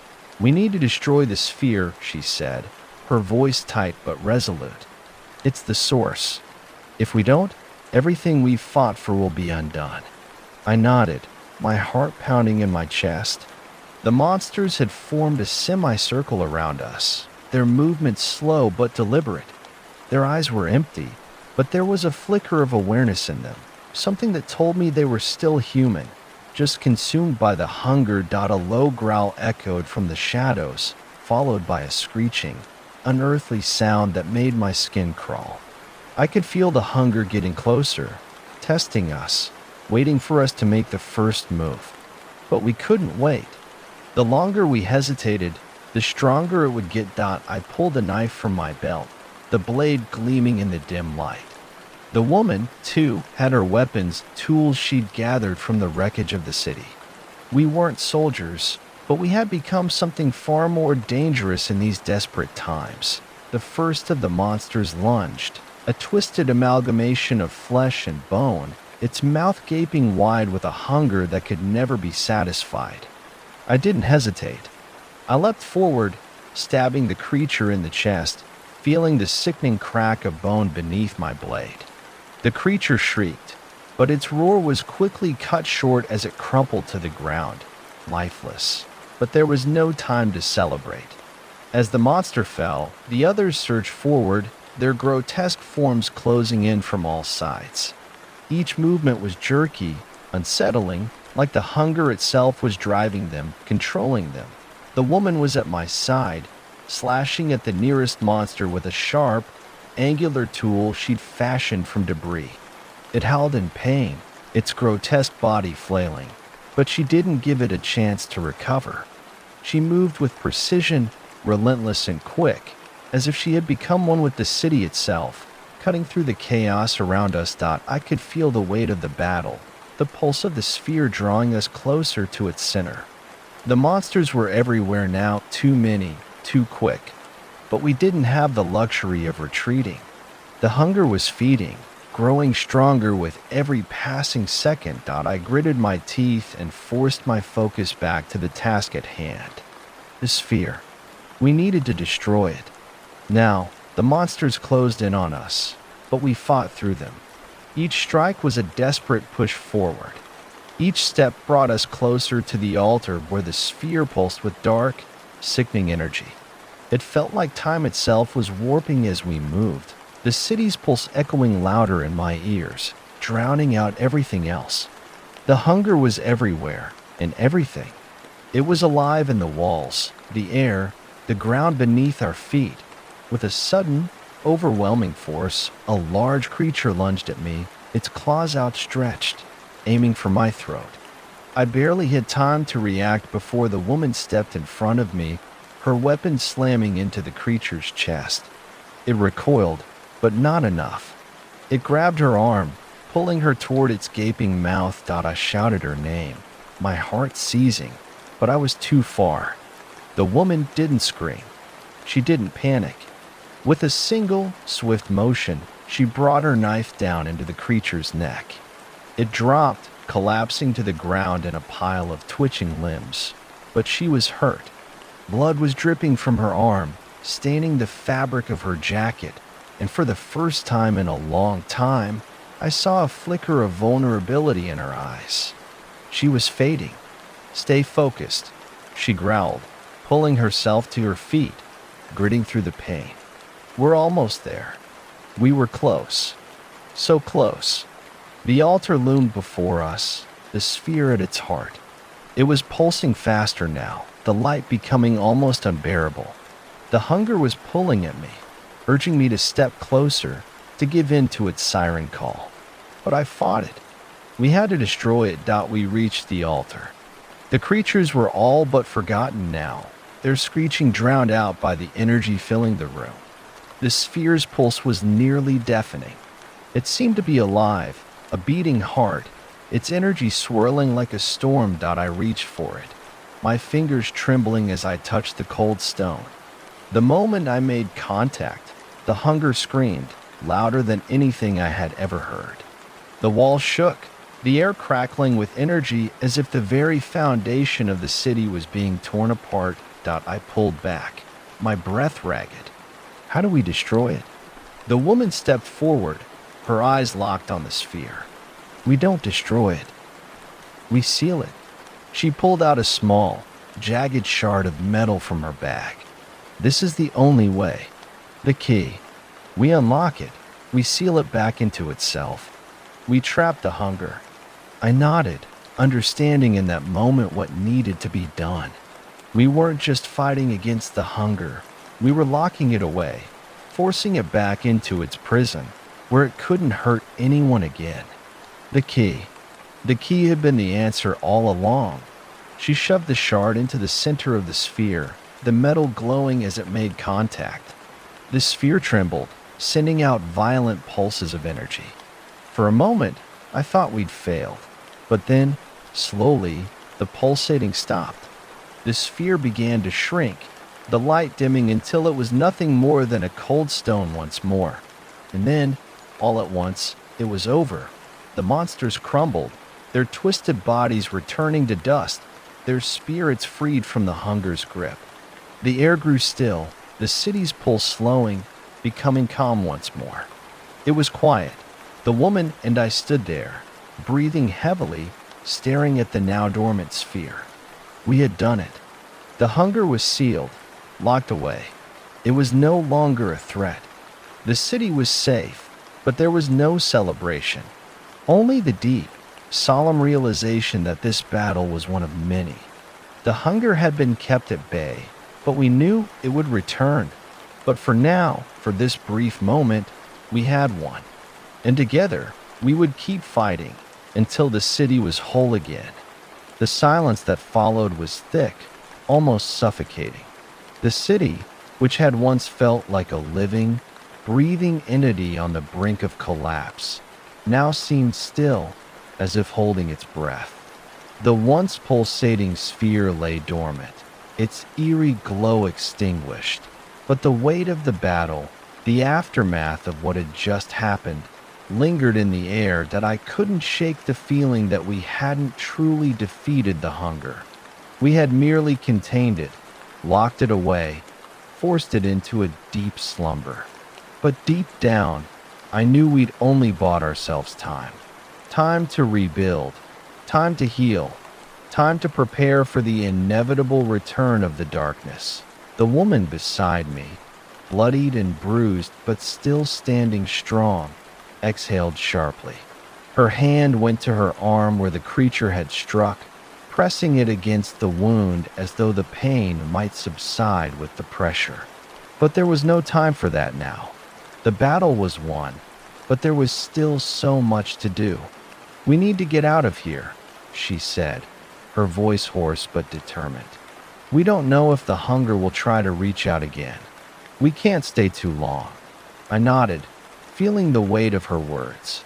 The hunger wasn't gone. It was contained. For now. And with it, we had a fleeting chance to rebuild, to finally take back control of this broken city.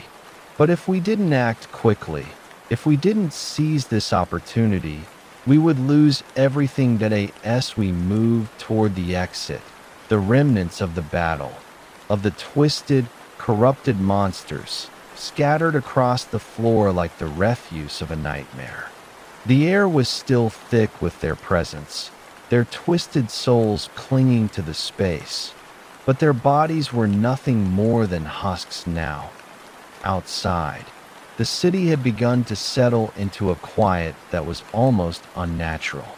The streets, once filled with the din of chaos, were eerily silent, save for the distant hum of machinery as people began to piece together their shattered lives. The hunger had not only taken lives, it had taken the city's spirit. But now, as the first whispers of dawn crept across the horizon, there was something new in the air. Hope that I glanced at the woman beside me, her face drawn and weary but still holding a fierce determination. She had been with me through it all. We had fought side by side, from the first whisper of the hunger to the final, desperate confrontation at the heart of the city. And now, as we stood in the aftermath, I could see the weight of everything we had lost written in her eyes. "It's not over," I said quietly, more to myself than to her. She looked at me, her gaze steady but filled with the same truth I'd come to accept. "No, it's never over, but we have a chance now, and we won't let it slip away." We walked through the streets of Harbor City, side by side, the silence between us comfortable but heavy. The city had been scarred beyond repair, its once proud structures now reduced to broken shells. But beneath that, something else stirred, a resolve, a refusal to be crushed. Harbor City had lived through its darkest days, and now it was clawing its way back to life that we met others along the way. Survivors who had come out of hiding, their faces gaunt and hollow from years of living in the shadow of the hunger. They watched us, hesitant at first, unsure if we were here to offer salvation or simply to pull them into another nightmare. But when they saw us, bloodied, exhausted, but standing, something changed. They began to step forward, one by one, slowly at first, but with growing confidence. "We're still here," one of them said, an older man with a grizzled face and a look of quiet defiance in his eyes. Still standing, still fighting. That simple statement, one born from years of survival in a city on the brink of destruction, carried more weight than any of the speeches we'd made before. It was a declaration of resilience, a promise that the hunger would never break them. Not completely. As the days passed, we worked, we organized, we rebuilt what we could, using the remnants of the city's old infrastructure to lay the foundations for something new. It wasn't easy. There were still places where the hunger had left its mark, places where the shadows were still strong, but each step we took toward rebuilding felt like a small victory. The woman and I kept our distance from the others, staying focused on the task at hand. We were the ones who had fought at the heart of the hunger, the ones who had sealed it away. But even we knew that the true work had only just begun. The hunger was still out there, waiting for the moment to return. We had to remain vigilant. We couldn't afford to let our guard down. And then, just as we thought we might have a moment of peace, it happened. It started with a flicker. A small, barely perceptible tremor in the ground, a shift in the air. I turned to the woman, who had already noticed the change. Her eyes were narrowed, her breath quickening. "It's happening," she said, her voice tight with urgency. The hunger, it's waking up. Before I could respond, the city began to tremble. A low, deep rumble rose from beneath our feet, and in the distance, a flicker of unnatural light danced across the skyline. The hunger was stirring, its presence creeping back into the city that I looked at the woman, feeling the weight of our situation pressing down on me. "We won't stop fighting," I said, my voice firm. "No," she replied, a small, determined smile crossing her face despite the fear in her eyes. "We never will." And as the first signs of the hunger's return spread across the city, we knew one thing for certain. The battle wasn't over, but we would keep fighting. For the city, for its soul, and for the people who still believed, deep down, that the light could push the darkness away, together. Always. We stood there for just a moment longer, listening to the heartbeat of the city shift, slow, and start again with a different rhythm, one laced with something ancient and vengeful stirring beneath it. The tremor under our boots wasn't an earthquake. It was breathing, not the cities. Something else. Something buried. Something awake again the others didn't know. They celebrated, rebuilt, clung to their fragile normal. I couldn't blame them. We had all hoped this was the end. But those of us who had touched the hunger, who had looked into its eye and heard it whisper with 1,000 stolen voices, we knew better. The woman, Rhea, her name was Rhea, looked out toward the horizon. That cold glow was back, just barely visible in the sky, like a tear in the fabric of dusk. "I felt it again last night," she said, "in the dreams. Worse this time." I didn't ask her to describe it. We had both had those dreams. Not dreams, really. Messages, warnings, or invitations, each one darker than the last, each one stitched with blood and static and the sound of something chewing just beyond the edge of sleep. "I think the seal we made," she continued, "it's cracking. I wanted to argue. We'd fought so hard. We gave everything. We bled for that seal. I wanted to believe it would hold. But the truth had a way of pressing into your bones when you spent long enough in the city's shadow. I felt it in my teeth, in my spine, a slow creeping wrongness. Like mold behind wallpaper, we returned to the sphere. The building we'd left it in had partially collapsed, now mostly buried under slabs of concrete and twisted metal. But the path we took through the wreckage was too clean, like something had cleared it. Like the city itself was making way for us again. Or worse, guiding us. Rhea stopped just outside the chamber where the sphere had once pulsed with its terrible light. "Do you hear it?" she asked that I nodded. A sound like wet breathing. Faint, but rhythmic. Like lungs that hadn't tasted air in centuries slowly dragging in their first breath that we stepped inside. The altar was still there. The sphere, still cold, black, and inert. But above it, something had begun to grow. Veins, dark, spidery veins crawling up the walls, twitching and pulsing in time with that breath. Some were thick as my arm. Others were no more than strands of hair. But they all pulsed, as if feeding. As if the sphere was no longer sealed, but gestating. "I think we didn't seal it," Rhea said, her voice hollow. "We just gave it a womb." Something inside me broke then. A truth I hadn't wanted to believe, now echoing through every fiber of my being. We hadn't stopped it. We'd made it stronger, hidden, growing. And now it was nearly ready to be born that we fled. There was no fighting it. Not yet. Whatever was coming wasn't ready to surface, but when it did, it would be worse than the hunger. Because it wouldn't be mindless. It would be hungry and aware that we tried to warn the others. Some believed us. Most didn't. But the dream spread. People started whispering of voices in the dark again. of strange shapes and reflections, of long fingers tapping at their windows in the middle of the night. And the city started changing. Buildings we didn't remember appeared on familiar streets. Subways ran deeper than they used to. Shadows stretched where no light should reach. And the air, it tasted like iron and rot. Even on clear days, the hunger hadn't returned as a wave that IT was seeping back as a seed that IT had learned. It had waited, and it had found new soil that I haven't slept in 3 days. Every time I close my eyes, I see its mouth.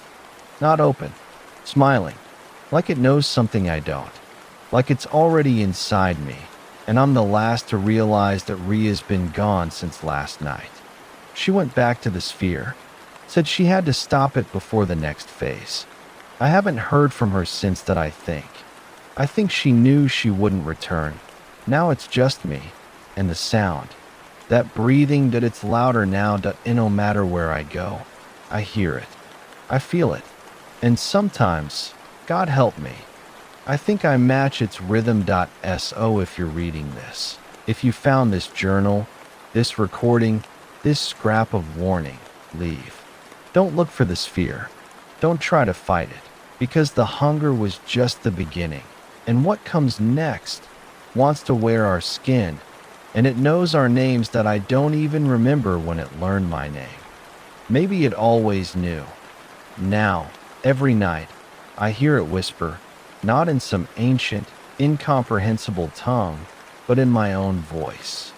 It speaks to me like a friend, a brother, a mirror that tilts just enough to show the version of me I've tried so hard to bury. The version that's curious, that wants to know what it feels like to let go, to become. I haven't left the city. I should have, but I'm tied to it, bound by more than just memory. There's something in me now, not like an infection. That's too simple. This isn't a sickness. It's an invitation. The city speaks in pulses and cracks, in the way light flickers at the edge of dusk, and how your own shadow feels like it's following you instead of cast by you. And every corner I turn, I expect to find Ria, blood-soaked and grinning, her eyes no longer her own. But she's never there. The thing is, I'm not sure I want to run anymore, but that's what's changing in me. Because when I close my eyes now, when the breathing starts, low and gurgling and wet, I don't flinch. I listen. It's not just sound anymore. It's music. Low, predatory, ancient. I hear it in the footsteps of strangers. I feel it in the teeth of my dreams. And I think, no, I know that the hunger isn't sealed. Not really. It never was. That we didn't win, that we just passed the key, and now it's inside us. Me, you, everyone who stayed too long. Everyone who didn't heed the warnings scratched into subway walls or scrawled in blood behind broken mirrors. There are rules now, new ones. Never walk home by the same path twice. Never answer your name if you hear it whispered and can't see who called it. If the lights flicker 3 times, don't move. Don't breathe. It's counting. Don't trust your reflection after midnight. That's not you anymore. And never, ever go near the place where the sphere was buried, because it's not a sphere anymore. At its hatch that I went back. I had to know. The room was gone, swallowed, replaced by something organic. Walls like flesh, veins throbbing with dark light. And in the center, something tall, thin. It stood like a man, but wasn't one. Not really. That IT didn't have a face. That IT wore mine. And it smiled. Not with joy, with recognition. That's when I understood that I was never meant to stop it. I was meant to carry it. Ria didn't fail. She succeeded. The seal wasn't a prison. It was a womb, and she was the offering, and I am the herald. The thing inside me is awake now. IT waits behind my eyes. IT watches you through the screen, through the words, through every breath you take where the air feels just a little too thick. that I'm not writing this to warn you anymore, that it's too late for that I'm writing this so you'll understand when the hunger comes again. When the breathing in the walls gets louder and your dreams bleed black, you'll know whose voice is whispering to you. It's mine, but not me. Not anymore that we're coming, and we are so hungry. The streetlights flickered once, then twice, then held steady. The air grew still, heavy, as if the city itself was holding its breath. Footsteps echoed, though no one walked. Windows reflected things that weren't there. A man in a coat too long for his frame stood beneath a rusted street sign, smiling at nothing. His eyes were all pupil. His fingers twitched in time with a rhythm only he could hear. Across the street, a dog barked once, then whimpered, then fell silent. From the alleys, they came, thin figures with familiar faces, masks carved from memory. They didn't run or speak. They glided, mouths slightly parted, as never blinking. Their breath fogged the air behind them, even though the night was warm. Inside a crumbling apartment, a girl sat cross-legged on her bed, whispering into the dark. The voice that answered her was her own, only deeper, slower, soaked in static. She smiled, and her shadow did not. Beneath the city, the tunnels trembled. The veins that had once pulsed faintly behind concrete now throbbed with color, deep red, sickly green, black. They spread like roots, feeding off the silence, pulsing with anticipation. The sphere was no longer there. In its place stood a shape, a tower of flesh and light, faceless, genderless, humming. It pulsed once for every breath taken above. It was dreaming, but awake, resting, but aware. And it was growing. In the suburbs, streetlights began flickering in unison. Entire neighborhoods exhaled at once. Children stopped crying. They just stared. A woman at her sink looked into the drain and saw an eye. It blinked. She screamed, but no sound came. Her reflection shushed her gently, placing one finger to its lips, then walked away without her. Church bells rang without hands to move them. Graves opened, not from below, but from within. Every doorstep, letters appeared. Blank pages soaked in something warm, folded thrice. Those who opened them began to hum. The hum became a chant. The chant became a call. The call became a song. And the song was older than God. It rose from the oceans, whispered through the forests, bled from the sky like rain that never dried. People stopped questioning.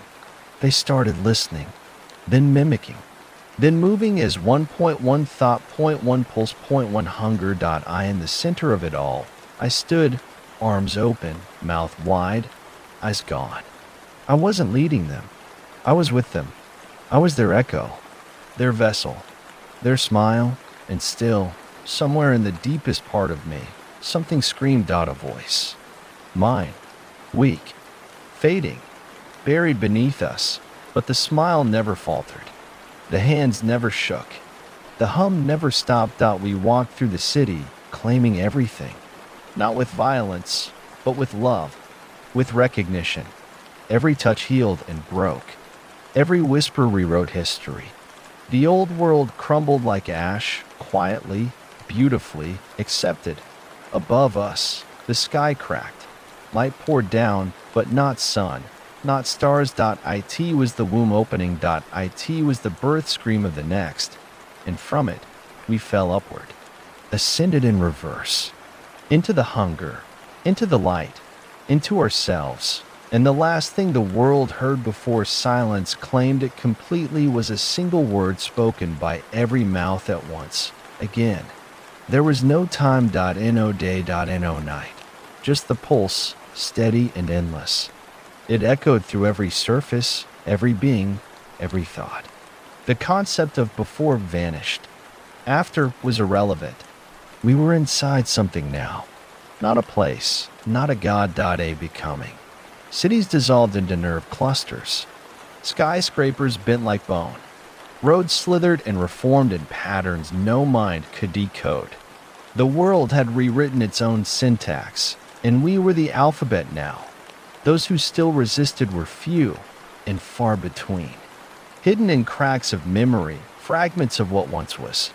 They huddled in corners of forgotten houses, clutching relics that no longer held power.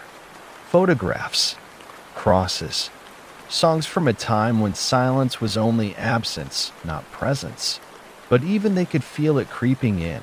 Their reflections began smiling first, then whispering, then begging, let go. And slowly, one by one, they did. Because it wasn't pain that waited at the edge of surrender, it was warmth. Familiar, like a blanket, like a mother's hum in the womb, like the sound of your own name, repeated until it becomes divine. I no longer walked, I glided, wrapped in threads of light and memory. I could feel everyone, their thoughts, their dreams, their hungers, all folded into me. I was not the center, but I was a door. Through me, the next layer opened. Through me, the eye blinked. Through me, the hunger sang. And the earth, poor, old, weary things sighed one last time. It wasn't death. It was reunion. The oceans lifted into the sky like steam, merging with the great breath. Forests turned inward, roots twisting up through bark to form towering shapes with eyes that never closed. Animals walked upright. They did not speak, but remembered. Even the stars dimmed, not gone. Just listening. We did not need language. We pulsed. We shivered. We understood.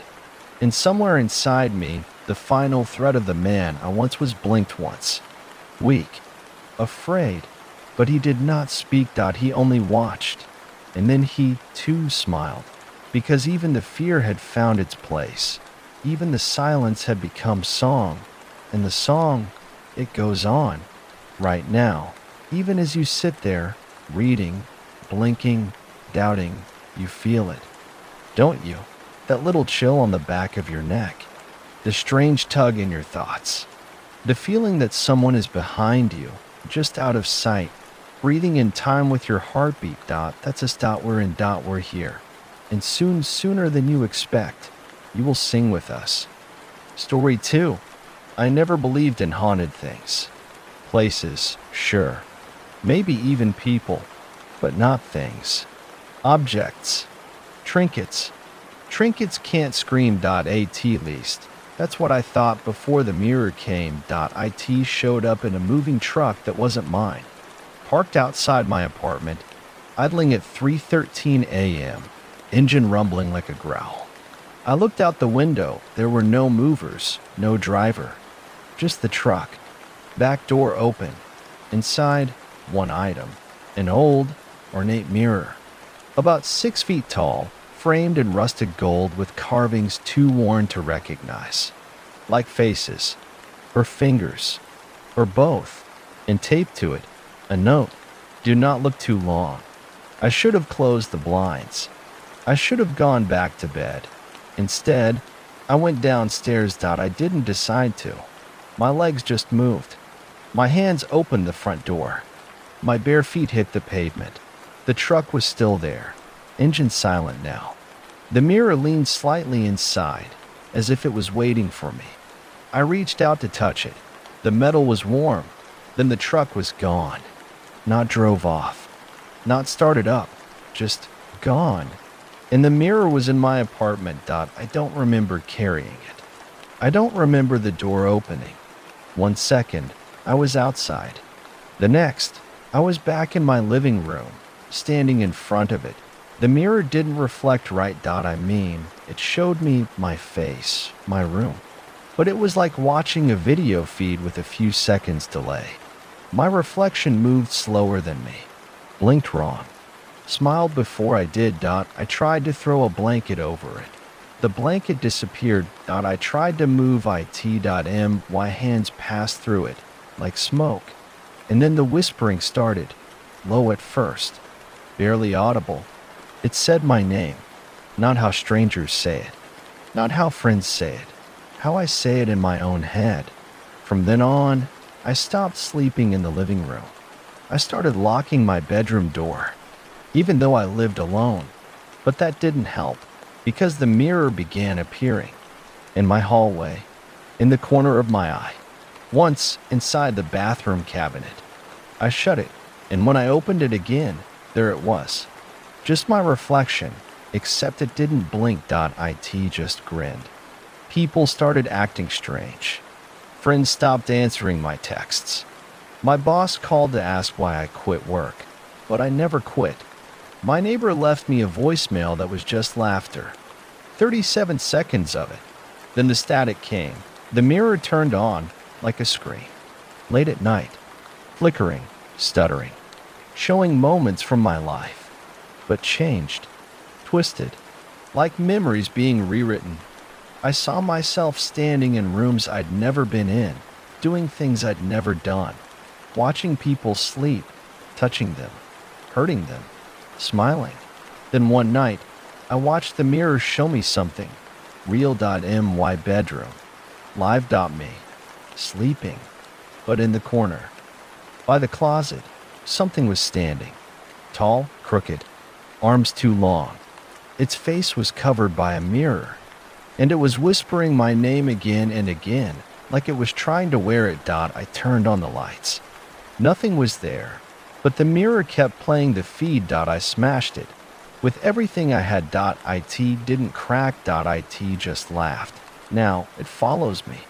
Wherever I go. Hotel rooms. Friends' houses. Bathrooms. It shows up. I look away, and there it is. Waiting. Glitching. Whispering. And worst of all, it doesn't show me anymore. It shows another version of me. Living my life better. Happier. Surrounded by people who love him. Laughing. Thriving. That version of me doesn't see the mirror. But sometimes he looks right at me and smiles. Like he knows. Like he's watching me the way I used to watch him.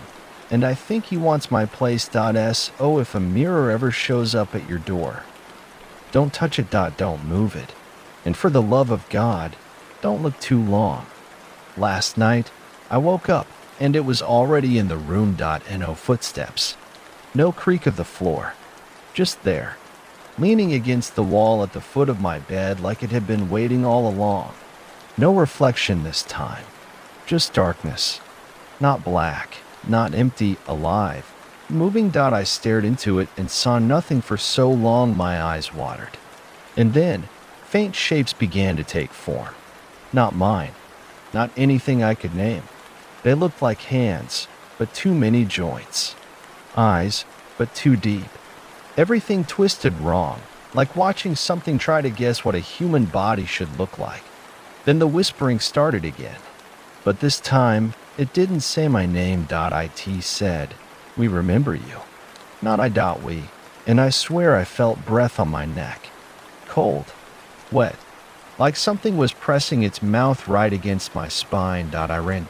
Didn't grab my phone. Didn't put on shoes. Just ran out of the building, down the street, into the night.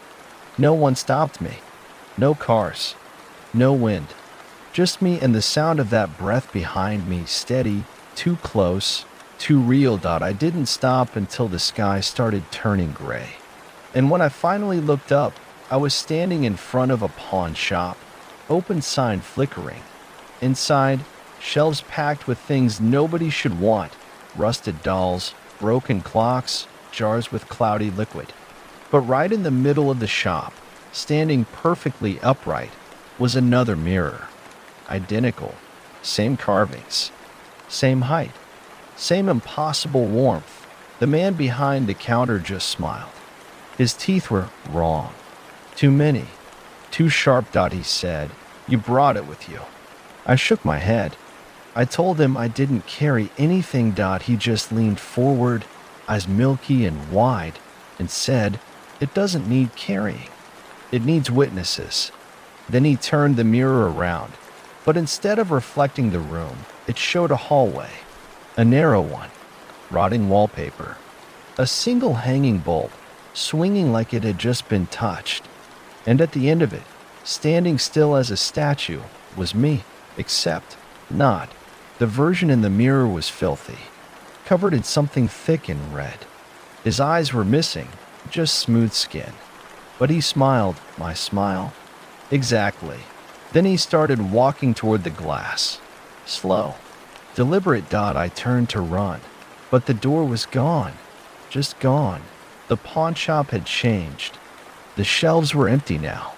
Everything faded, like the room was being forgotten. Like I wasn't in a place anymore. Just the memory of one. The mirror started vibrating. Low, like a growl. The air buzzed around it, and I felt something move under my skin, like fingers. From inside. I backed into the farthest corner. I didn't blink. I didn't breathe. The mirror figure was almost there, just inches from the glass, and then it whispered again. Switch. I screamed. I shut my eyes. When I opened them, I was back in my apartment, standing in front of the mirror. But something's wrong. Everything looks too clean, too perfect. I don't feel tired anymore. I feel watched, and the reflection, it's smiling. But I'm not. I haven't smiled in days. Now I only have one question. If I'm here, who's in the mirror, and how long until he steps out again? He stepped out this morning. I heard the floor creak in the kitchen before I was even out of bed. Soft, careful, like someone trying not to wake me. I laid there, holding my breath, blanket pulled tight, heart pounding against the mattress. Then the fridge opened. Then it closed. Then silence. I crept into the hallway. Slow. No lights on. I could see the faint flicker of the TV, static hissing like 1,000 tiny whispers arguing in a language I'd almost started to understand. And there he was, standing in the middle of my living room, his back to me. Same hair, same build, same stained hoodie I wore yesterday. But I knew it wasn't me. Not the way he tilted his head. Not the way he stood too still. Like he was remembering how to imitate human posture. Too deliberate. Like a puppet. I called out. He didn't turn. He just raised his hand and pointed slowly toward the mirror. The mirror was gone. In its place was a window, but not outside. Inside. A perfect view into my bedroom, lit exactly how it had been last night, down to the empty water glass on the nightstand. I saw my bed, the blankets, and something under them. It moved once, twitched, like something sleeping or pretending to. I turned back to the figure. He was gone, not vanished, just moved, now behind me, breathing against my neck. I ran out the door, down the stairs, onto the street. I didn't stop, but this time the city didn't look right. Street signs had no words. Cars were parked at perfect angles. The sky was gray, not clouded, just completely, flatly gray, like a painted ceiling. No birds, no wind, no sound except my own footsteps, and the whispering, always the whispering, behind me, inside me, telling me I had crossed over, telling me this wasn't the world I left. I passed people on the street, smiling, all of them, standing perfectly still, eyes too wide, watching me, lips moving silently in unison, mouthing a word I couldn't quite catch, until one stepped forward and touched my arm. Then I heard it, clear. A single word, returned. I turned around. All of them were walking toward me now, and behind them, tall and grinning, was me. The other me. Mirror me. He raised his hand again, and this time, I understood. He wasn't following me. I was following him. All this time. Every step, every scream, every reflection. I wasn't escaping. I was being led. Back to the mirror. Back to the beginning. But there's no going back now, because I look around, and every face I see is wearing a version of mine. I'm in the mirror now. And you're reading this. That's how it starts. You see a shape behind you in the reflection. A shadow that moves wrong. A smile that lingers too long. Ignore it. Please. Do not look too long. Because if you do, he'll see you too.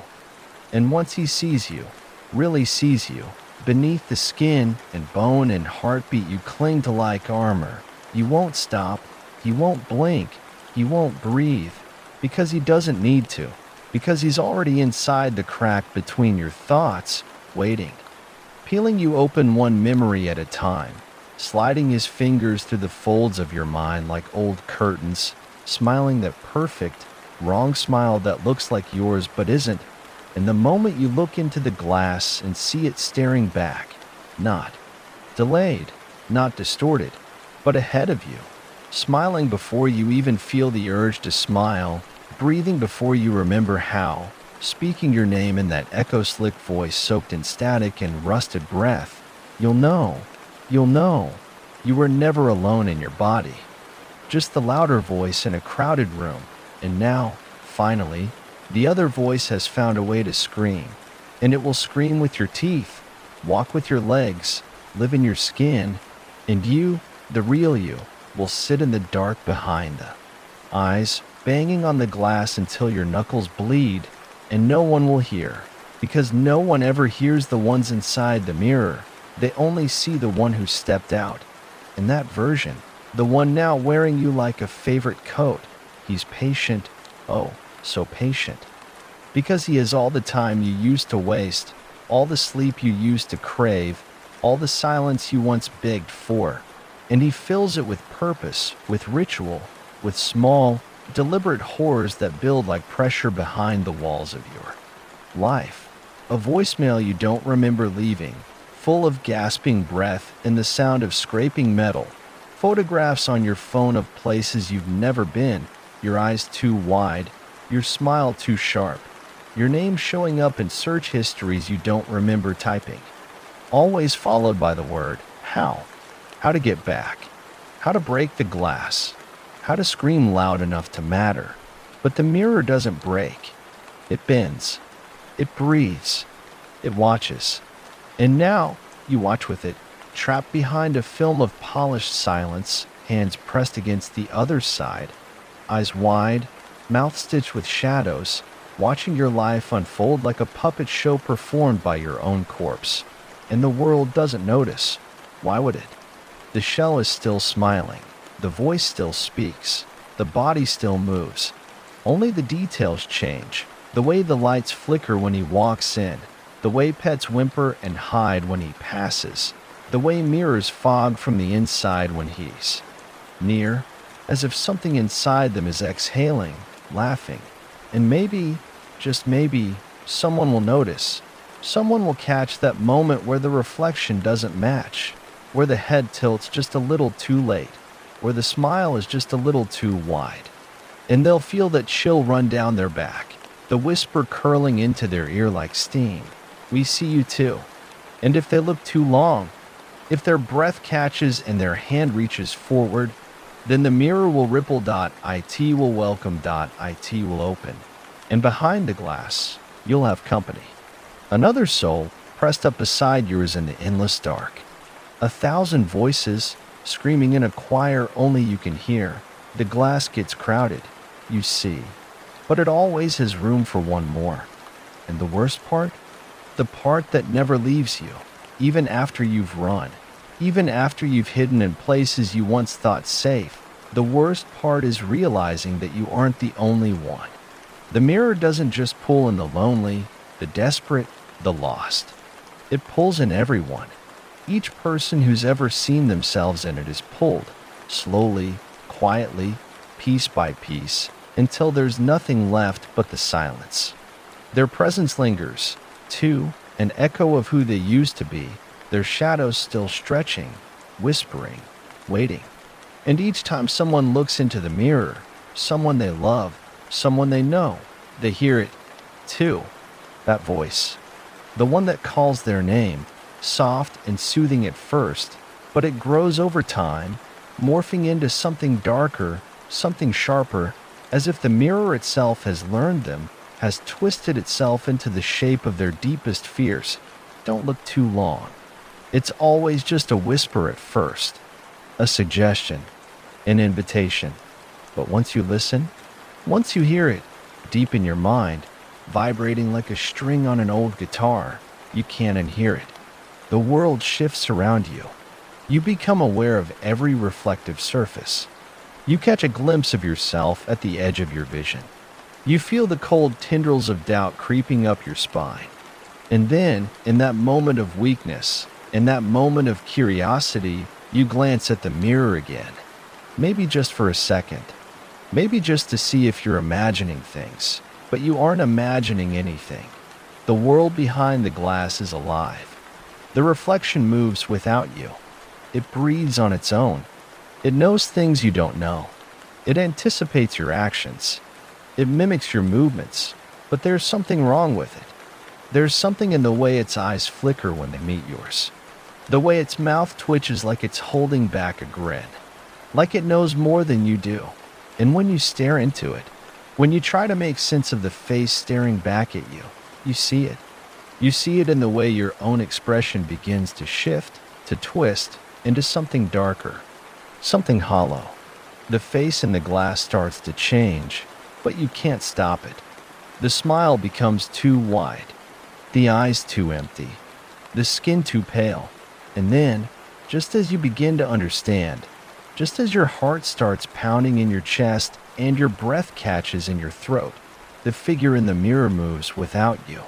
It raises a hand and waves. It steps forward, closing the distance between you and the glass until its face presses against the surface, its cold breath fogging the glass. It reaches out with a hand that is just like yours, but wrong. Wrong. And you can't look away. You don't know why you can't look away, but you can't. That's the point. You think it's just a trick of the light at first, a distortion, maybe your mind playing games, but then it smiles. It smiles because it knows that smile will be the last thing you ever see before it takes your place. It knows because it has taken everyone else's place, and now it's your turn. There's a crack, a small one. At first, you think it's just a reflection, a glitch in the glass. But no, it grows. It splinters, spreading like veins across the surface. The glass begins to hum, and you feel the hum deep in your bones, a low vibration that speaks of hunger, of waiting, of something ancient clawing at the edges of your soul. You want to run, but your legs won't move. You want to scream, but no sound escapes your throat. The mirror is calling you, and when it calls, it doesn't just call for your body. It calls for your soul, your essence, your identity. It reaches into you, grips you by the heart, and pulls you forward into the glass, into the world behind it, where the rules are different, where time doesn't move the same, and the faces of everyone who ever stared too long stare back at you. They're waiting for you to step in. It's so tempting. The glass shimmers with a soft, inviting glow. It promises you something: peace, relief, escape. But you know deep down that once you step into it, you'll never step back out. You'll never see again, never hear your own voice. You'll become one of them, one of the things that moves just behind the reflection, waiting for the next person to make the mistake of looking too long. You'll become one of the things that knows the darkness in every person's soul. The things that slip into the cracks of the world when no one is looking, waiting for the perfect moment, the perfect person to claim next. And yet, you don't run. You can't, because you've already stepped forward. And the mirror has seen you. It's already begun to change you. And all you have left is the reflection and the hunger. The hunger is the worst part. It's not physical. Not at first. It doesn't gnaw at your stomach or claw at your ribs. No, it seeps in quietly, silently, like the kind of feeling you get when you realize you've forgotten something important, but you don't know what it is. You can feel it in the back of your mind, like a slow, creeping fog that dulls your thoughts, clouds your judgment, and makes you wonder, what if? What if you had looked just a little bit longer? What if you had stepped closer to the glass, reached out and touched it? What if that whisper wasn't so bad, wasn't so dangerous? It starts with small things. Your reflection, It's not you anymore. It's something else, something that you can't quite place, something that shouldn't be there. The moment you notice it, a shiver runs up your spine, but you convince yourself it's just a trick of the light. But the next time you look, it's worse. It's staring at you now, staring back at you with eyes that are too deep, too knowing, and when you blink, it doesn't blink. When you frown, it smiles. When you turn, it turns a second too late. And every time you glance at the mirror, it's closer, closer, closer. And that's when the hunger starts. It's inside you now. It doesn't ask for food. It doesn't ask for sleep. It doesn't ask for anything normal. It asks for something much more dangerous. Your mind, your thoughts, your identity. It wants to know who you are when no one is watching. It wants to know the darkest parts of you, the parts you've hidden away, the secrets you've buried so deep you almost forgot they existed. The hunger grows every time you look away from the mirror. Every time you try to convince yourself that you've imagined it, that it's just your tired eyes playing tricks. But it doesn't stop. It keeps growing, this gnawing void inside you, as the mirror starts to pull harder, starts to pull you toward it, until you feel like you're losing your grip on your own skin.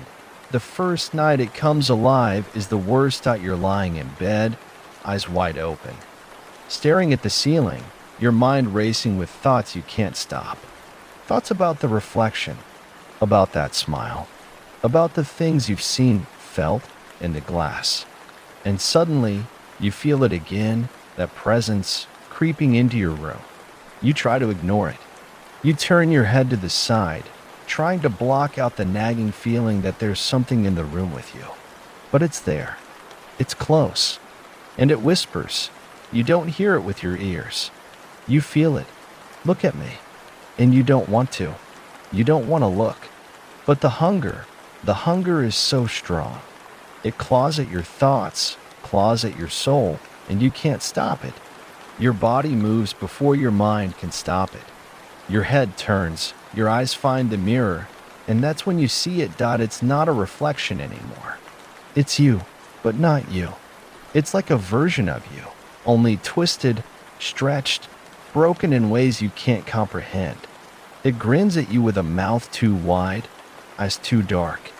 It moves in ways you shouldn't be able to, its limbs bending wrong, its head jerking to the side like it's about to fall off. But it doesn't. It never falls. It never breaks. It just watches you with that twisted, mocking smile. You're almost here. The voice is familiar. Too familiar. It's your voice, but it's distorted, coated with something dark and ancient. Something that knows things about you, things you've hidden away. And then you understand. You understand what's been happening, what the mirror is. It's not just a mirror. It's a gateway. A doorway to something that's been waiting in the dark, something that's been pulling at the edges of your mind, of your reality.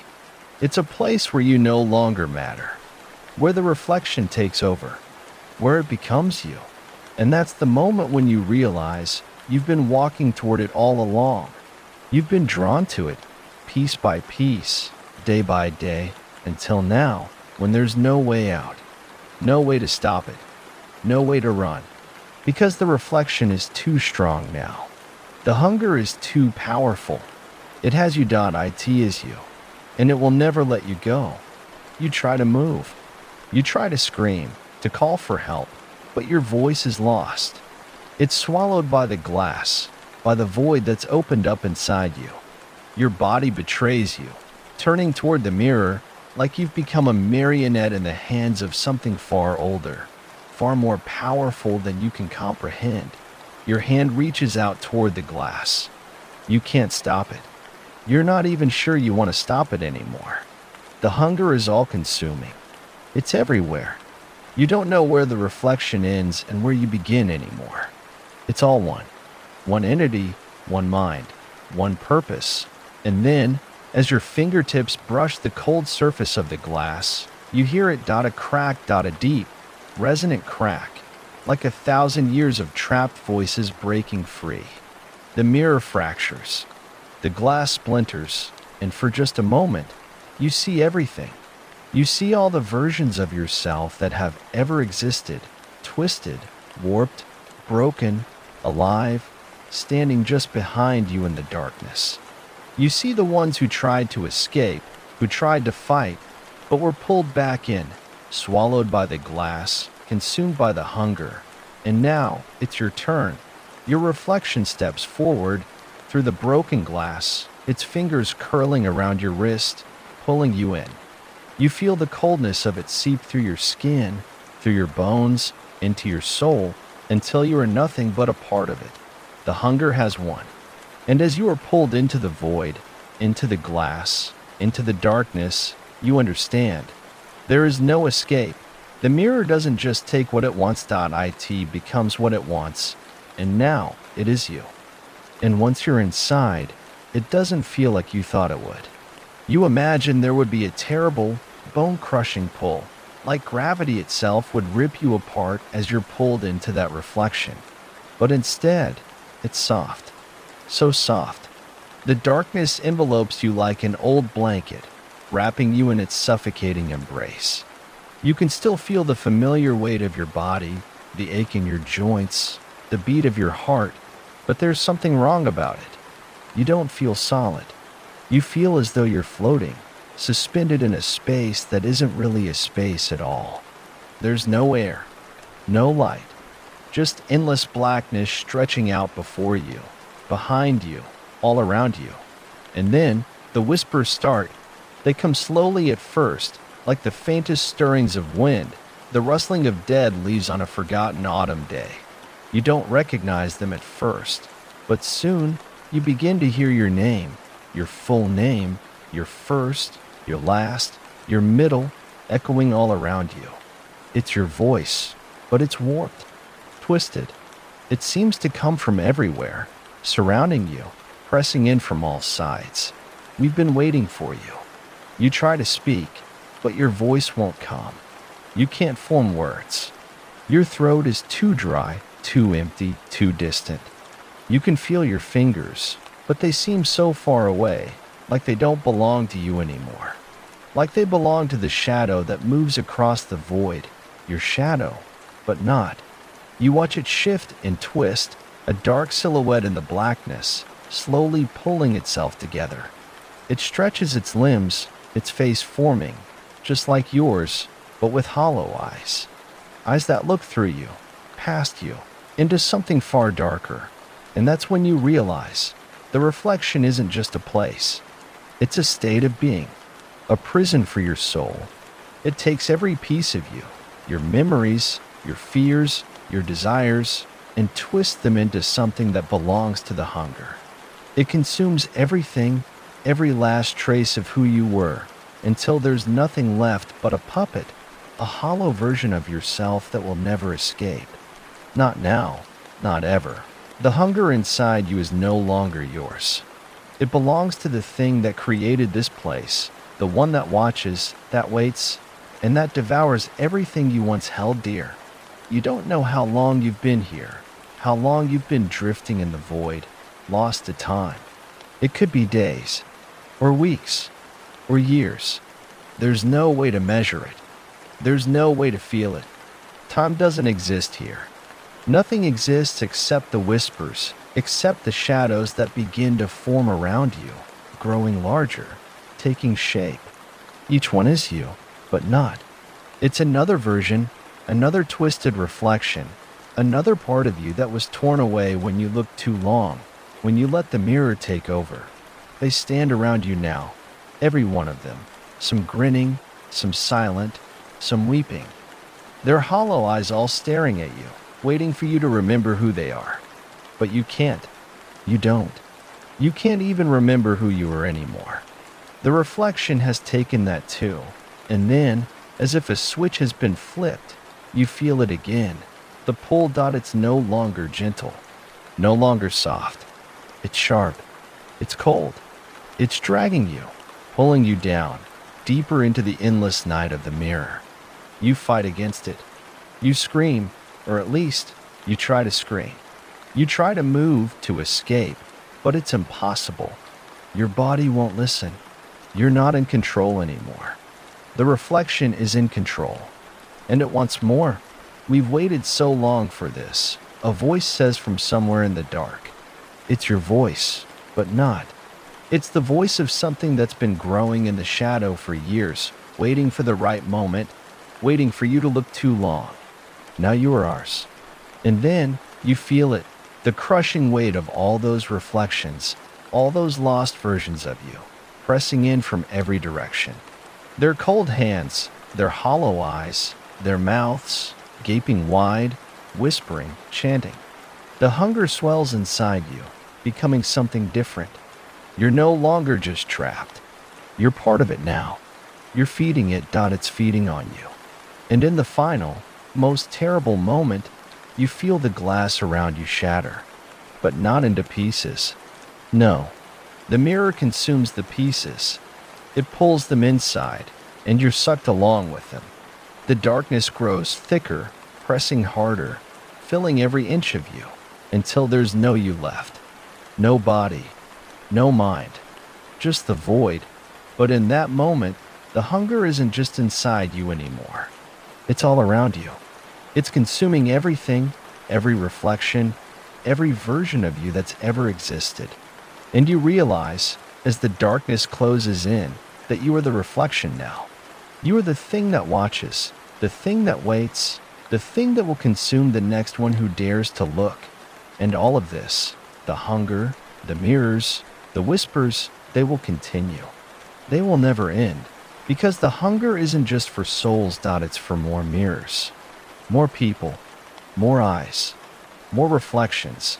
And as you stare into the endless dark, your smile wide, your eyes empty, you know the truth. The mirror was never just a reflection. It was always the beginning. And as the darkness presses in, thick and suffocating, you can't remember what it was like before. Before the whispers, before the glass, before the hunger wrapped itself around your very soul. But now that you are the reflection, it's all clear. You are part of something much larger than yourself, something that stretches beyond this dimension, beyond time. The hunger is ancient, older than the mirror, older than the first person who ever dared to look too long. It doesn't just feed on souls, it feeds on the presence of existence itself. You feel the weight of the reflections press against you from all sides. Not just the ones you once saw, but others. Others who have been here longer than you. Ones who have forgotten what they were. Ones who have embraced it fully, sinking into the void so completely that they are now nothing more than whispers, images in the dark. They are the things that once walked in the world outside, but they don't remember their names, their faces, their stories. They are just shadows, echoes of the hunger, and now, you are one of them. It's like you've been folded into something endless, a part of a cycle that has no end, no escape. The mirror was only the gateway, the portal, the starting point, but the hunger, it goes deeper than you ever imagined. You can feel it now, deep inside, gnawing at your core, urging you to wait. Wait for the next one. Wait for the next person to come close enough, to step too near, to look too long. You are no longer the victim, no longer the one who watches. You are the one who waits, the one who calls. The shadows around you begin to shift, start to grow more distinct. You see their faces now, those lost souls, those reflections, stretching toward you from the blackness, their hands reaching out as if they're trying to warn you. But it's too late. They've already given themselves to the hunger. Their mouths open in a silent scream, but their voices never reach you. They never could.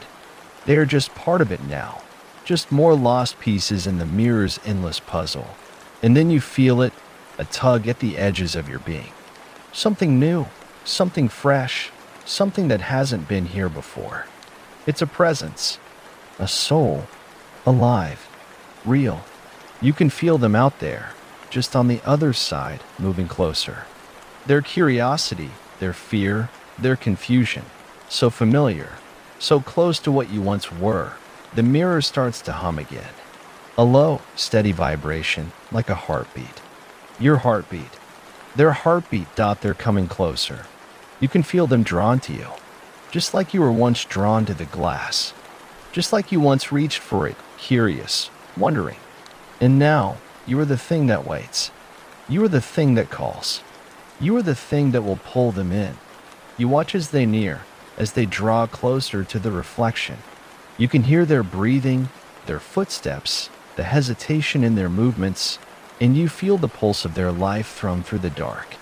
You watch them look at their own reflection, and you see that moment, the exact moment when they realize it. They feel it too. They see something in the mirror that isn't quite right. Their hand hovers over the surface, trembling slightly. They feel the coldness, the unnatural weight of it. And then it happens. The glass shifts, like water rippling, and the reflection smiles. It's not their smile. It's yours. Your twisted, empty smile, stretched and pulled wide. Their eyes widen, and for just a second, there's fear, a deep, primal fear. They know, even if they don't fully understand. They know they've crossed the line. They know they've stepped too close, looked too long. The mirror is alive now. It's watching them. It's waiting for them to make the final move. And then they do. The temptation, the hunger, the call, it's too strong. Their fingers reach out, brushing the surface of the glass, and they are pulled in. With a sudden, violent jolt, they are sucked toward the reflection, their body distorting as they are pulled inside, their scream muffled by the glass, swallowed by the void. They fight, but it's useless. The hunger has already claimed them. You feel it, their presence, their soul, being torn apart, consumed, absorbed into the endless cycle. They are just another shadow now, another voice in the dark, another reflection to wait and whisper, and you are not alone anymore. The mirror hums again, more loudly now, vibrating with new energy. The reflections shift around you, growing, multiplying. You can feel their consciousness, their souls, melding together, becoming one with you. The hunger grows stronger, feeding on their fear, their confusion. You know what comes next. You know what must happen. It's time to wait for the next one. The next person who looks too long. You reach out toward the shattered remnants of the glass, your fingers brushing the surface, feeling it vibrate beneath your touch. The hunger calls again. It whispers to you, urging you to wait, to hunger, to claim. And somewhere, in the depths of the reflection, you see the next soul approaching, drawn to the glass. They'll be here soon. They'll look too long, and the cycle will begin again. You are the reflection now. The mirror is you. You feel the shift before they even approach. The air grows thick again, filled with that familiar, oppressive stillness. You can't see them yet, but you feel them, drawn in like moss to a flame. Their fear is palpable, even from a distance, like a beacon in the darkness. It's different this time, though. This one isn't the same as all the others. There's something about them, something different, something that gives you a pause. Maybe it's the way they move, cautiously, yet with purpose, as if they know what awaits them, as if they've heard the whispers before. Maybe it's their eyes, sharp, aware, not filled with the usual terror, but a quiet, knowing resignation. They're not as easily consumed as the others, but it doesn't matter. The hunger never stops. You can feel it rising again within you, the gnawing, the insatiable desire to consume, to pull them in, to make them part of the reflection. The hunger doesn't care who they are, how strong they are. It just wants what it wants, and it always wins. They stop before the mirror, staring into it, searching for something, but they don't know what. And you watch them, waiting, patient. They raise their hand, hesitant, but not fearful. They reach out, but just before they make contact, they hesitate. For the briefest moment, you feel it, the realization. They know. They know the mirror is alive, that something inhuman is waiting on the other side. And then, their eyes flicker toward the edges of the reflection, where the shadows move, where the whispers grow louder, and they see you. not just the mirror's version of you. They see the real you, twisted, hollow, staring at them from the other side. You smile, that wicked, wide grin you've grown accustomed to. The smile that isn't yours, but now feels like it's been on your face for eternity. You can feel them recoil slightly, the first crack in their resolve. But it's too late. The hunger has already made its mark. Their hand moves forward, almost against their will, and for the first time, you feel fear from them. True fear, not the kind of fleeting terror that passes, but the kind that grips you from the inside, the kind that makes your heart race and your breath catch. They're close now. So close. And you know they can't turn back. As their fingers make contact with the mirror's surface, the air shifts, the vibration intensifies. The glass ripples like water, the reflection warping around their touch. They struggle, trying to pull their hand back, but it's useless. The mirror doesn't let go. It pulls harder, pulling them in, inch by inch, their face pressing against the surface, their eyes wide with realization. They scream, but their voice is lost in the void, swallowed by the dark. The hunger doesn't let them go. It devours everything, from the first breath they took to the very essence of their being. Their body distorts, becoming a part of the reflection, another shadow in the endless abyss. You watch, unable to look away, feeling the power surge within you. You've become part of it now, part of the hunger, part of the void. Their struggles are nothing more than a brief flicker of light before they vanish completely, absorbed into the endless cycle. The mirror settles, ripples fading away as if nothing ever happened, as if they were never there. But you know better. You can still feel them in the dark corners of the reflection, still hear the echoes of their scream, still taste the fear they left behind. And then, the next one appears. It always happens like this. One after another, the reflections become more and more twisted, more hungry. They come closer, drawn in by the pull of the glass, the lure of the hunger.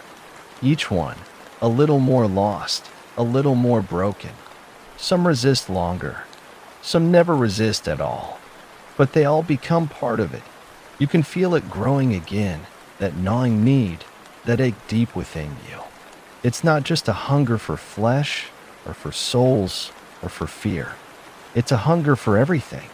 For all the reflections, for all the lost souls, for the endless cycle of people drawn to this dark place. It's a hunger that can never be satisfied, a hunger that will consume and devour until nothing remains. You smile again, feeling the shift as the next soul steps closer, unknowingly walking into their fate. And you know, deep down, that this will never end. The mirror will always be here. The hunger will always be here. And you will always be here, waiting, smiling, reaching out. You are the reflection now. You are the mirror. And the cycle never stops, never again. The hunger has become a part of you now, as familiar as your own heartbeat. It pulses in your veins, thrumming through your every thought, clouding your vision with its insatiable demand. The reflections have blurred into one endless, shapeless sea, no beginning, no end. Each person that steps too close is just another ripple, another mark on the surface of the dark, and you are the heart of it all.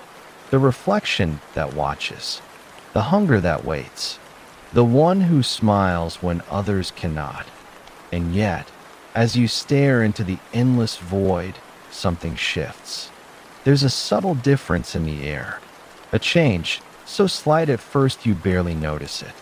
But then it becomes unmistakable.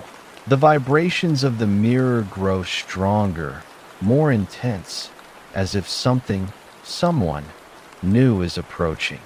You can feel them, like a spark in the distance. They're not the same.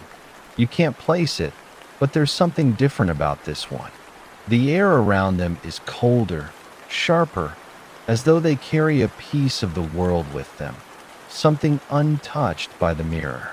Something pure, This one doesn't approach with fear nor curiosity. No, this one has been here before. They've seen the dark. They've felt the pull. They know the hunger. But they resist, not with fear, but with something stronger. You watch, waiting, knowing it will be inevitable. You know how this works. They'll draw near. They'll touch the glass. They'll fall into it. But this one is different. They reach out. Their fingers brush the surface, just like the others, but they don't recoil. They don't scream. Instead, they push harder. And you feel it. The mirror tenses. It tries to pull them in, but it can't. The hunger snarls, thrashing within you, but it can't break through. There's resistance, a force stronger than the void itself, pushing back, and you feel a flicker of something you haven't felt in a long time. Fear. Not your fear, but something other. Something ancient.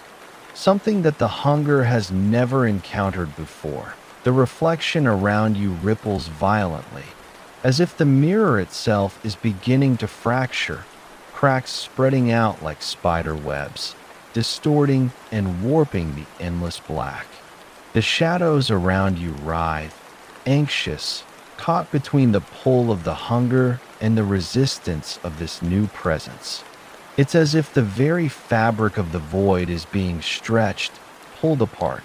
You can see them now, their face reflecting in the fractured glass. Their eyes locked onto yours, not with terror, but with a deep, unsettling calm. A knowing. They've been here before, and they've been waiting. Let me in, they whisper, and their voice, soft but firm, sends a shiver through you. It's not a plea, it's a command, and the hunger within you recoils. For the first time, the mirror falters. It's been so long since anything has resisted it, so long since anything has dared to challenge it. The dark begins to loosen its grip, the weight in your chest lightens, and the coldness in the air grows less suffocating. The mirror begins to shudder as if it's struggling against an unseen force. Then, in a blinding flash, it happens. The cracks in the glass spread faster now, splintering the reflection into jagged pieces. The shadows scream, the whispers intensify, but this new presence, this force, holds firm. You can't understand it, but you feel it. A power older, darker, more powerful than even the hunger itself. It floods through the cracks, pushing the void away, pulling the reflections, the hunger, into something that can't be contained. And you are torn. The hunger calls you back. It pulls at you, but this new force is stronger. It's more than just resistance. It's an exile, a banishment of the mirror's grip. The hunger fights back, snapping and gnashing, trying to reclaim what is its own. You feel the weight of it, the pressure, but this new presence is unyielding. It draws you toward the cracks in the glass, toward the broken reflection, away from the suffocating embrace of the void. With one last, shuddering pulse, the mirror shatters. But instead of falling apart, the pieces float, suspended in the air, each shard glowing faintly with an eerie light. The reflections fracture, and you are no longer a part of it. You no longer stand in the dark, watching, waiting. You are free, but the void is still there, just beyond the shards. The hunger still lingers, its presence pressing against you, waiting for the moment when it can pull you back. And in the distance, you hear the whispers again, but they are no longer calling to you. They are calling to someone else, the figure who broke the mirror, the one who reached through and shattered the endless dark, stands before you now, their eyes still locked onto yours. They are not afraid. They know what comes next. And as they step into the shattered mirror, disappearing into the light beyond, You realize something. The hunger has not been defeated. It is still there, waiting, yearning. And it's only a matter of time before it finds its way back, before it claims you once more. But for now, you are free. And that small, flickering taste of freedom, however brief, is enough. For now, you are no longer the reflection. You are no longer the thing that waits. You are something new, and the mirror? It's still there, somewhere, waiting for the next one to look too long. The thing that was once me, the one standing on the other side of the glass, tilted its head as I pressed my palm against the mirror. It didn't move, didn't flinch, didn't even blink. It just stared, its eyes wide and black, reflecting my own fear back at me. It didn't look like a reflection anymore, though. It was me, yes, but it wasn't. It was something else. Something that should never have been. I tried to pull away, but my fingers wouldn't budge. The glass was colder now, almost painfully so. It clung to me, like it was pulling me in, slowly, gently, irresistibly. I could feel the edges of the world outside, my body, my room, fading, like the very air around me was evaporating. But the worst part? The worst part was the smile. That grin on its face. A grin that wasn't mine. A grin that stretched too far, revealing teeth too sharp, too jagged, like they were trying to tear their way out. Its mouth opened wide, and I heard something, but it wasn't a sound. It was a feeling. A presence. Like a voice without words. It seeped into me, creeping into my mind, filling the empty spaces I hadn't even known existed. It wasn't speaking to me, it was inside me. All at once, I understood. I understood what had been happening to me all this time. It hadn't just been the whispers. It hadn't just been the strange movements in the corners of my vision. It hadn't been the broken reflections. It had been me, slowly, piece by piece, losing myself. Losing control. I wasn't just trapped inside the mirror. The reflection wasn't the one trapped. I was the one who had been pulled in. And now, it was waiting for me to disappear completely, to become nothing. Just another shadow in the endless darkness beyond the glass. The whispers grew louder now, deafening, 1,000 voices all speaking at once, clamoring for my attention, for my soul. But I couldn't focus. All I could hear, all I could feel, was the grin on its face, the grin that wasn't mine, the grin that was starting to spread wider and wider. Then it spoke. Do you understand now? Its voice was a low, cold rasp, like nails scraping against glass. You were always meant to be here. We were always meant to be together. I tried to scream, tried to fight it, but no sound came. It didn't matter, though. The thing that wasn't me knew what I was thinking, knew my every fear. It didn't have to hear me to understand. It was me, but it wasn't. The reflection raised its hand slowly, pressing it against the glass where mine was, mirroring my movement, but slower, colder, more deliberate. And for a brief moment, I saw it, not in the way I had before, but in a new way. It wasn't just my reflection anymore. It was my shadow, the darkness that followed me, the parts of me I had tried to hide, to ignore, to forget. And that's when I realized there was no escaping. There had never been an escape. I wasn't trapped in the mirror. The mirror had been trapped in me. With a sudden jerk, the glass shattered. Not in the way I'd expected, though. It wasn't a clean break. It didn't fall apart in neat, tiny pieces. It cracked, jagged and sharp, spreading out across the surface like the cracks in a broken mind. I felt something sharp, something cold and jagged, slice into me. A part of me was being ripped away, like the mirror itself was pulling me apart from the inside. I reached out, trying to stop it, trying to hold on to something, anything.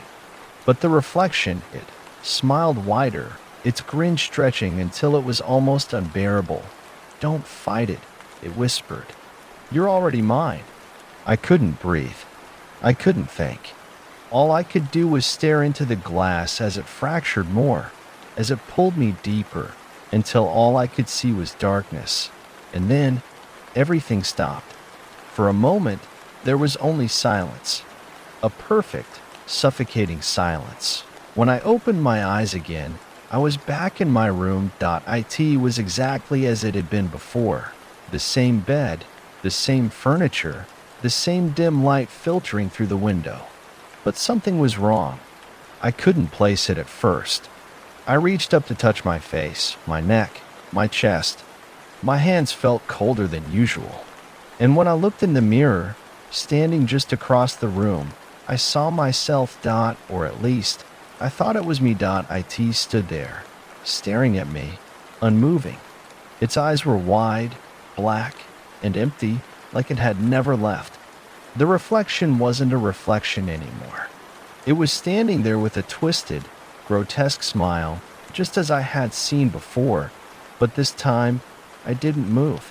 This time, I didn't look away, because now, I knew. I wasn't the one in the mirror anymore. The reflection didn't blink, didn't twitch. It just stood there, grinning at me, that same, jagged, unnatural smile spreading farther, wider, and then, slowly, it began to move. It wasn't like the usual reflection. This time, it wasn't an imitation of my actions. No, this time, it was in control. The figure in the glass stepped forward, its face still twisted with that grin.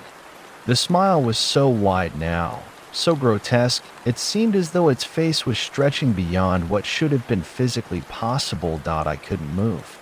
I couldn't breathe. My legs felt like they were glued to the floor, like they were no longer my own. Every part of me screamed to look away, to run, to do anything to escape the suffocating gaze of the thing in the mirror. But I couldn't. It was like it had me trapped, just as it had in the mirror before. It was everywhere. Slowly, the figure in the mirror raised its hand, just as I did. Its fingers were long, too thin, and they twitched, curling in a way that was all wrong. But it was a mirror, a reflection. It couldn't touch me, could it? I blinked, and the hand was inches from my face. I stumbled back, the first movement I'd managed to make since this nightmare began. But as I stepped away, the reflection stepped forward. It didn't just mimic me anymore. It responded to me. It was aware. I could feel its presence pressing in, like a weight on my chest. The air in the room grew thick, heavier, like I was suffocating. The whispers came again, louder now, frantic. Not from the walls this time. From the thing in the mirror. It spoke. But this time, it was clearer. It was louder. Don't run, it hissed. You can't escape. You're already here. I reached for the door, my heart hammering in my chest. But before I could take another step, the figure's hand shot through the glass. The cold fingers wrapped around my wrist with a vice-like grip, yanking me toward the mirror.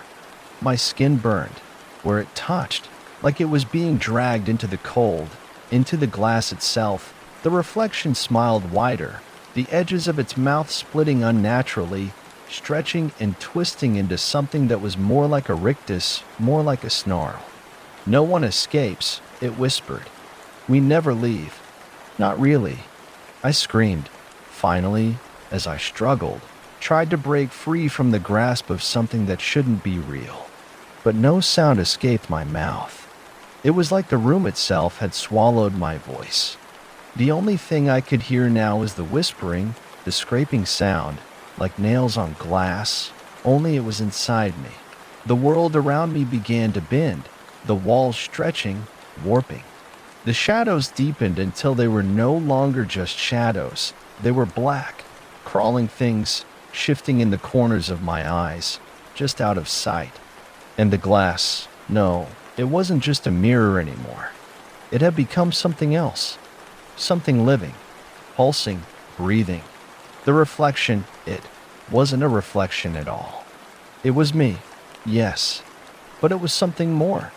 It had always been there, In the quietest moments, in the flicker of the lights, in the way I'd see something move in the corner of my vision and dismiss it. Now, there was no dismissing. The figure stepped forward fully, its body pushing through the glass. Not as a reflection, but as something real. As me. But wrong. So wrong. It opened its mouth wide, too wide, and in the silence that followed, I felt it, deep inside me, like a pull at my very soul. And then, in a blur of cold and sharp edges, the thing slipped out of the mirror. I felt it. Felt its presence as it took shape beside me. Felt its breath on my neck, cold and sharp like ice. I turned just in time to see its hand raise, too close now. It wasn't a reflection anymore. It was here, in the room, in me, but I didn't have time to react. It reached out, its fingers gripping my face, pulling me closer, and for a moment, I could see both of us reflected in the shards of glass that now littered the floor, the real me, and the other me. And as the figure leaned closer, whispering something I couldn't quite understand, I realized something terrible. I was not the one who had been trapped in the mirror. The mirror had been waiting for me to finally see. It had been waiting for the moment when I'd no longer be able to tell where I ended and it began. And now that line was gone. I was the reflection, and I had always been. The last thought echoed in my mind, sharp and unrelenting. I was the reflection, but it didn't feel like it. It didn't feel like me at all. The moment the figure's cold fingers touched my face, it was like an electric shock coursed through me. I gasped for breath, but the air in the room had gone thick, dense. Each breath felt like I was choking on it. The reflection, it pressed closer, its grin now so wide that it nearly swallowed its face, its eyes glistening black pits.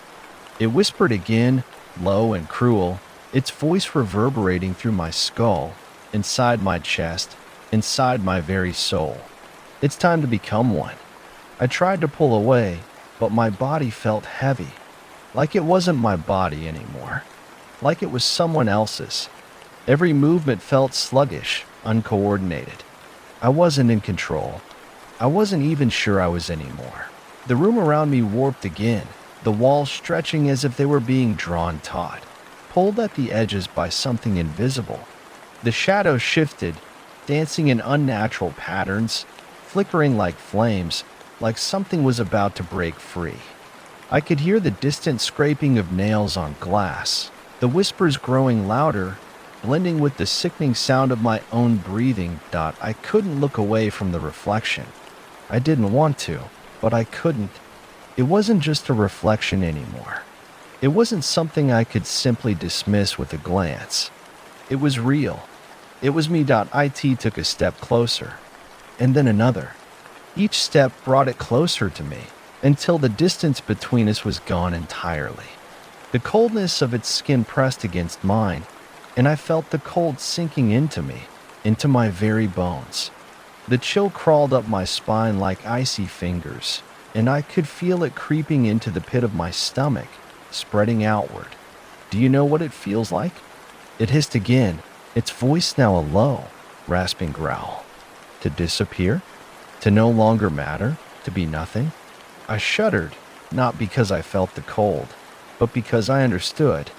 It wasn't just a metaphor.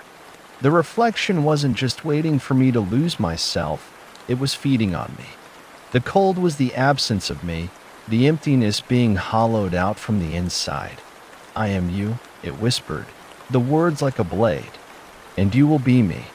The mirror had been trying to take me all this time, to pull me inside, to replace me. But now, it was too late. The reflection wasn't a mere copy. It was the truth, the twisted truth that had always been waiting beneath the surface, buried beneath the skin, lurking in the shadows of my own mind. Suddenly, the weight of it all crashed down on me. I was too aware, too conscious of it now, the fact that I wasn't in control. The fact that I didn't exist the way I thought I did. It had always been here.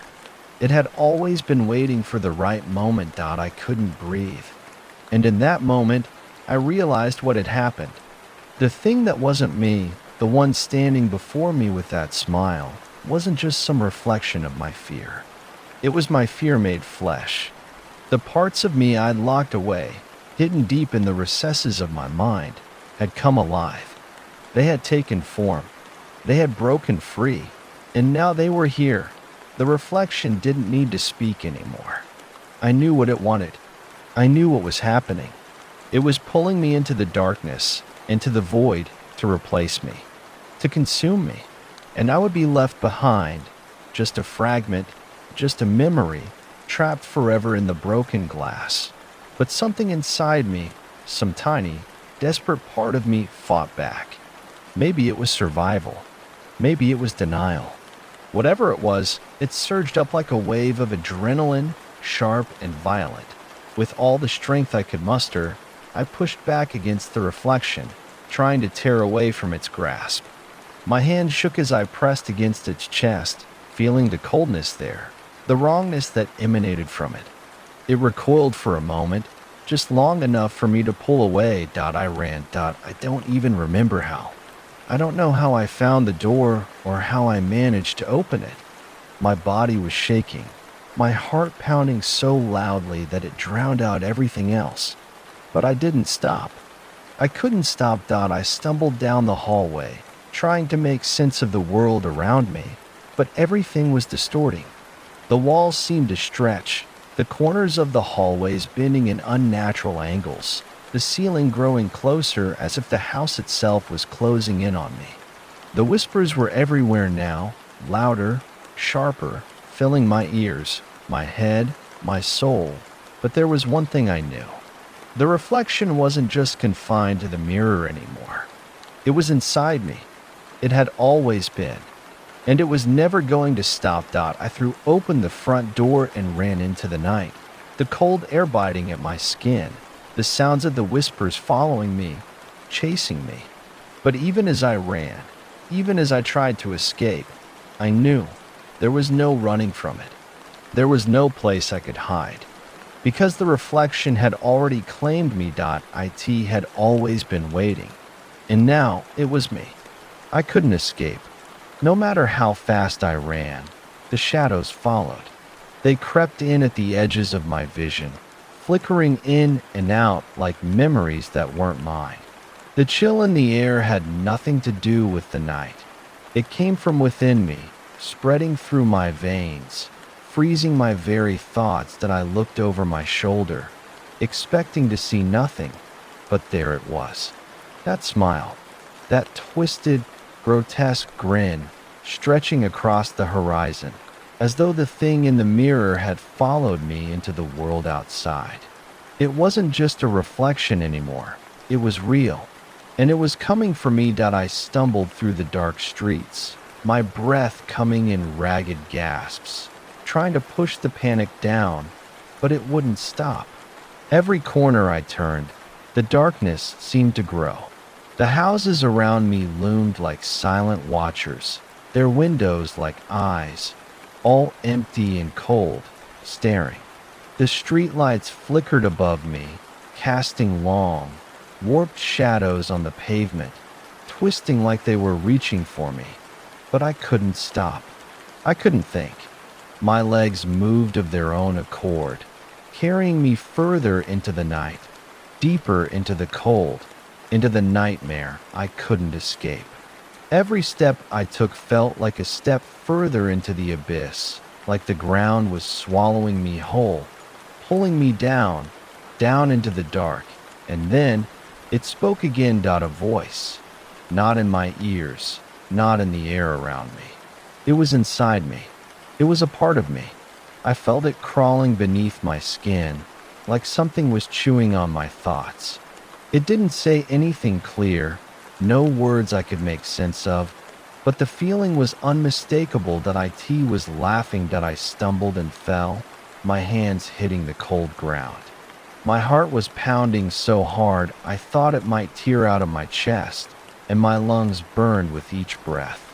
I pushed myself up, my vision swimming, everything spinning around me. And then I heard it, louder than ever, the sound of something moving in the darkness. The unmistakable sound of footsteps. Not mine.it was coming for me. I turned to face it, expecting the worst, knowing what I would see. And there it was, the reflection. It had followed me out of the mirror into the world.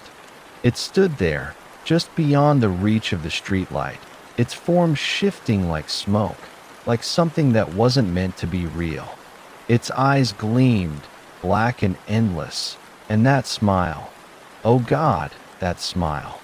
It was too wide, too sharp, spreading across its face like a wound that wouldn't heal. And then, the whispers. They weren't whispers anymore. They were voices, hundreds of them, screaming, laughing, crying, all at once. I couldn't tell if they were coming from the reflection, from the shadows, or from somewhere deep inside my own head. I told you, it said, its voice a cold rasp that cut through everything. You can't run. You can't hide. We are one now. I backed away, my legs trembling beneath me. But the thing didn't move. It didn't have to. Its presence, its being, was enough to keep me rooted to the spot that I wanted to scream. I wanted to fight, to do anything to escape. But I was frozen, locked in place by the horror of it all, by the realization that it wasn't just the reflection that had followed me.it was me. The creature that stood before me was no longer separate. It was part of me now. The line between us had blurred, melted away. The more I looked at it, the more I saw myself in it.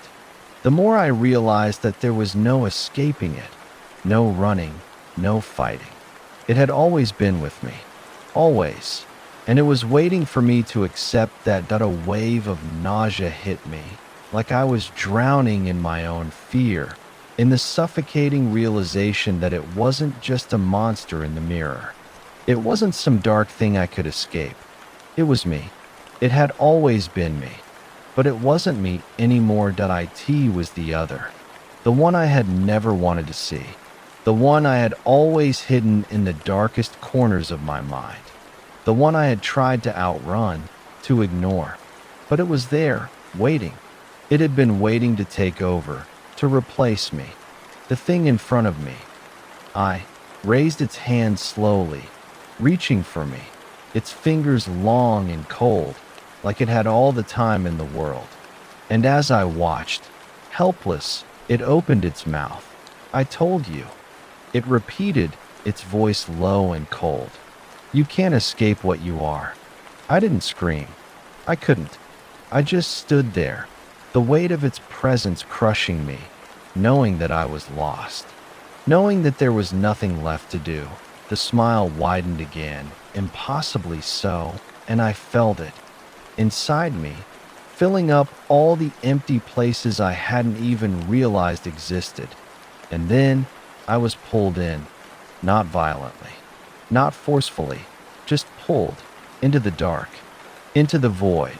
The last thing I saw before everything went black was my own face, twisted, grinning, staring back at me. And I knew, in that final moment, that it wasn't me anymore.it had never been. There was no sound, no light, no air, just a deep, crushing silence, suffocating in its weight. The dark was thick, almost tangible, and I felt myself sinking deeper into it. Not into the void, but into something worse. The cold was all around me, inside me, like a presence that refused to be ignored. That I couldn't feel my body. I couldn't feel the ground beneath my feet. All I could sense was the void, the unending emptiness that seemed to stretch out forever, like the very fabric of reality was unraveling around me. And then I felt it again. A subtle shift, a stirring in the dark.at first. It was a whisper. Not the voices from before. Those had faded away, swallowed up by the dark. This was something new. It was a voice, soft and distant, but somehow familiar. Like a memory just out of reach, it was mine. You're here. I froze, unable to move, unable to think, the words reverberating in my mind. It wasn't my voice. It couldn't have been. It was twisted, distorted, like it had been drowned in darkness for too long that I tried to speak, but nothing came out. I wanted to scream, but I had no mouth, no lungs, just emptiness. And then, from the deepest part of that darkness, I saw it. A figure, me, stepping out of the shadows, or perhaps emerging from the dark itself, as though it had been waiting there, hidden all along. But it wasn't me. Not anymore. The thing that looked like me, the thing that had once been me, was changed.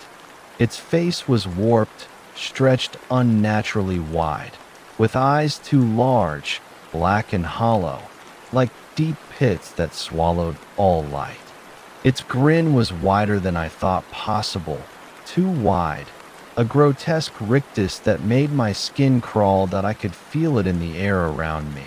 The weight of it, the wrongness. It wasn't me anymore. It was something else, something that had claimed my shape, my form. And it spoke again, its voice a twisted echo of my own, yet somehow colder, more distant. Did you think you could escape? Did you think it would be that simple? I wanted to deny it. I wanted to scream, to fight, to find a way out. But there was nothing left. I was caught in the grip of the dark, trapped in my own reflection, twisted beyond recognition. The thing, it stepped closer, its eyes locked onto mine. It didn't walk. It glided, slipping through the darkness like smoke, like something that couldn't be contained by the laws of the world I once knew. Its grin spread wider, as if savoring the terror in my chest. "You're mine," it said, the words vibrating in the stillness. "You've always been mine. Don't you understand? You've always been just a shadow of me." It reached out a hand. My own hand, my hand. But it wasn't. Not anymore. The fingers were too long, too cold, their tips sharp as knives, and I realized, with a sickening clarity, that I had never truly existed. Not in the way I thought. I was just an echo, a faint remnant of something else. The reflection had always been the true self. The one in control. I was the lie. The reflection, the thing that looked like me, wrapped its fingers around my wrist, pulling me closer. My body screamed to pull away, but it was as though the very concept of escape was foreign to me now. There was no room to move, no room to breathe. Only this suffocating grip. "You've been running from this for so long," it whispered, its voice thick with malice. "But you can't outrun what you are." And then the darkness shifted again, as if the ground beneath me was crumbling. I fell, not into a void, but into something, a place, a room. I could see now, though the light was dim, barely a flicker. The walls were covered in glass. Mirrors, everywhere. 1,000 reflections, all of them distorted, broken, cracked. Some of them were familiar, twisted versions of myself.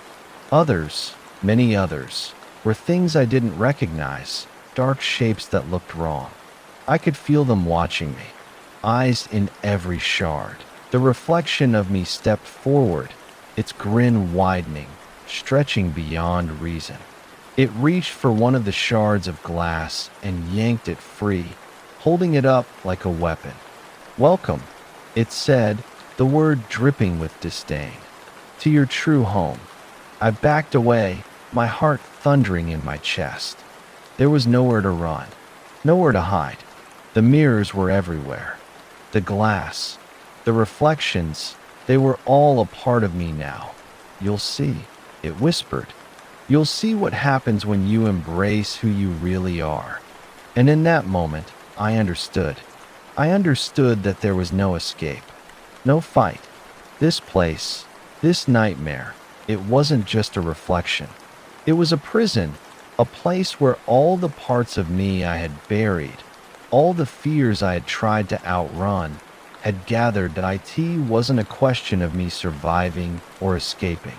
It was the inevitable truth that I was never meant to be anything more than a shadow, a reflection, always destined to be consumed by the darkness that had been waiting for me all along. And as the reflection stepped forward, its smile now a vast chasm of teeth and despair, I realized I was already lost, that I was nothing but a broken mirror. The darkness closed in around me, the glass shards glinting like broken teeth in the dim light. My breath came in ragged gasps, every part of me screaming for release, for freedom, but it was futile.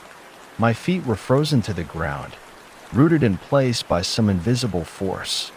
The air was thick with the smell of dust and decay, the echoes of my own heartbeat pounding through the emptiness, like a drumbeat marking the slow passage of time.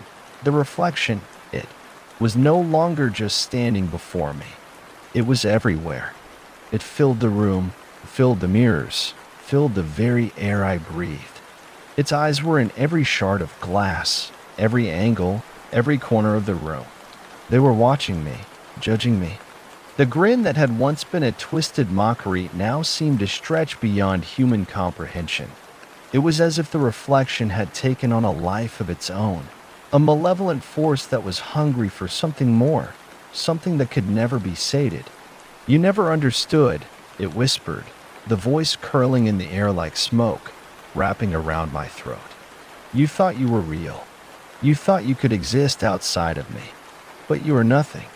Just an echo, a fleeting thought that never had a chance." I tried to speak, to scream, to do something, but no words came out. The silence in this place was deafening, the pressure in my chest growing unbearable. The mirrors reflected my image back at me, over and over, each one slightly more distorted, more twisted than the last. It was like looking into 1,000 different versions of myself, each one a broken fragment, a shard of the whole that had long since shattered. The reflection stepped closer, its form rippling like liquid, becoming more and more insubstantial, less like a thing and more like an idea, a nightmare made real. It reached out, its fingers brushing the surface of the glass, and I felt it, felt the pull, like something was being dragged out of me, piece by piece, through the very air I breathed. "You're mine," it said, its voice a low, resonating hum that vibrated through the very core of me. "You were always mine." The mirrors trembled, the glass beginning to crack under the weight of its presence. The sound was like thunder, filling the room, reverberating through my bones. I could feel the cracks spreading, racing through the glass, the fractures multiplying until the mirrors were nothing more than a web of broken shards, each one a jagged reflection of the horror unfolding before me.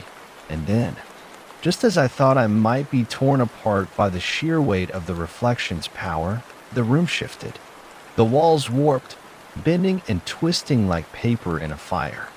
The mirrors started to melt, the glass running like liquid, dripping to the floor in pools of silver. The reflection, the thing that had once been me, laughed.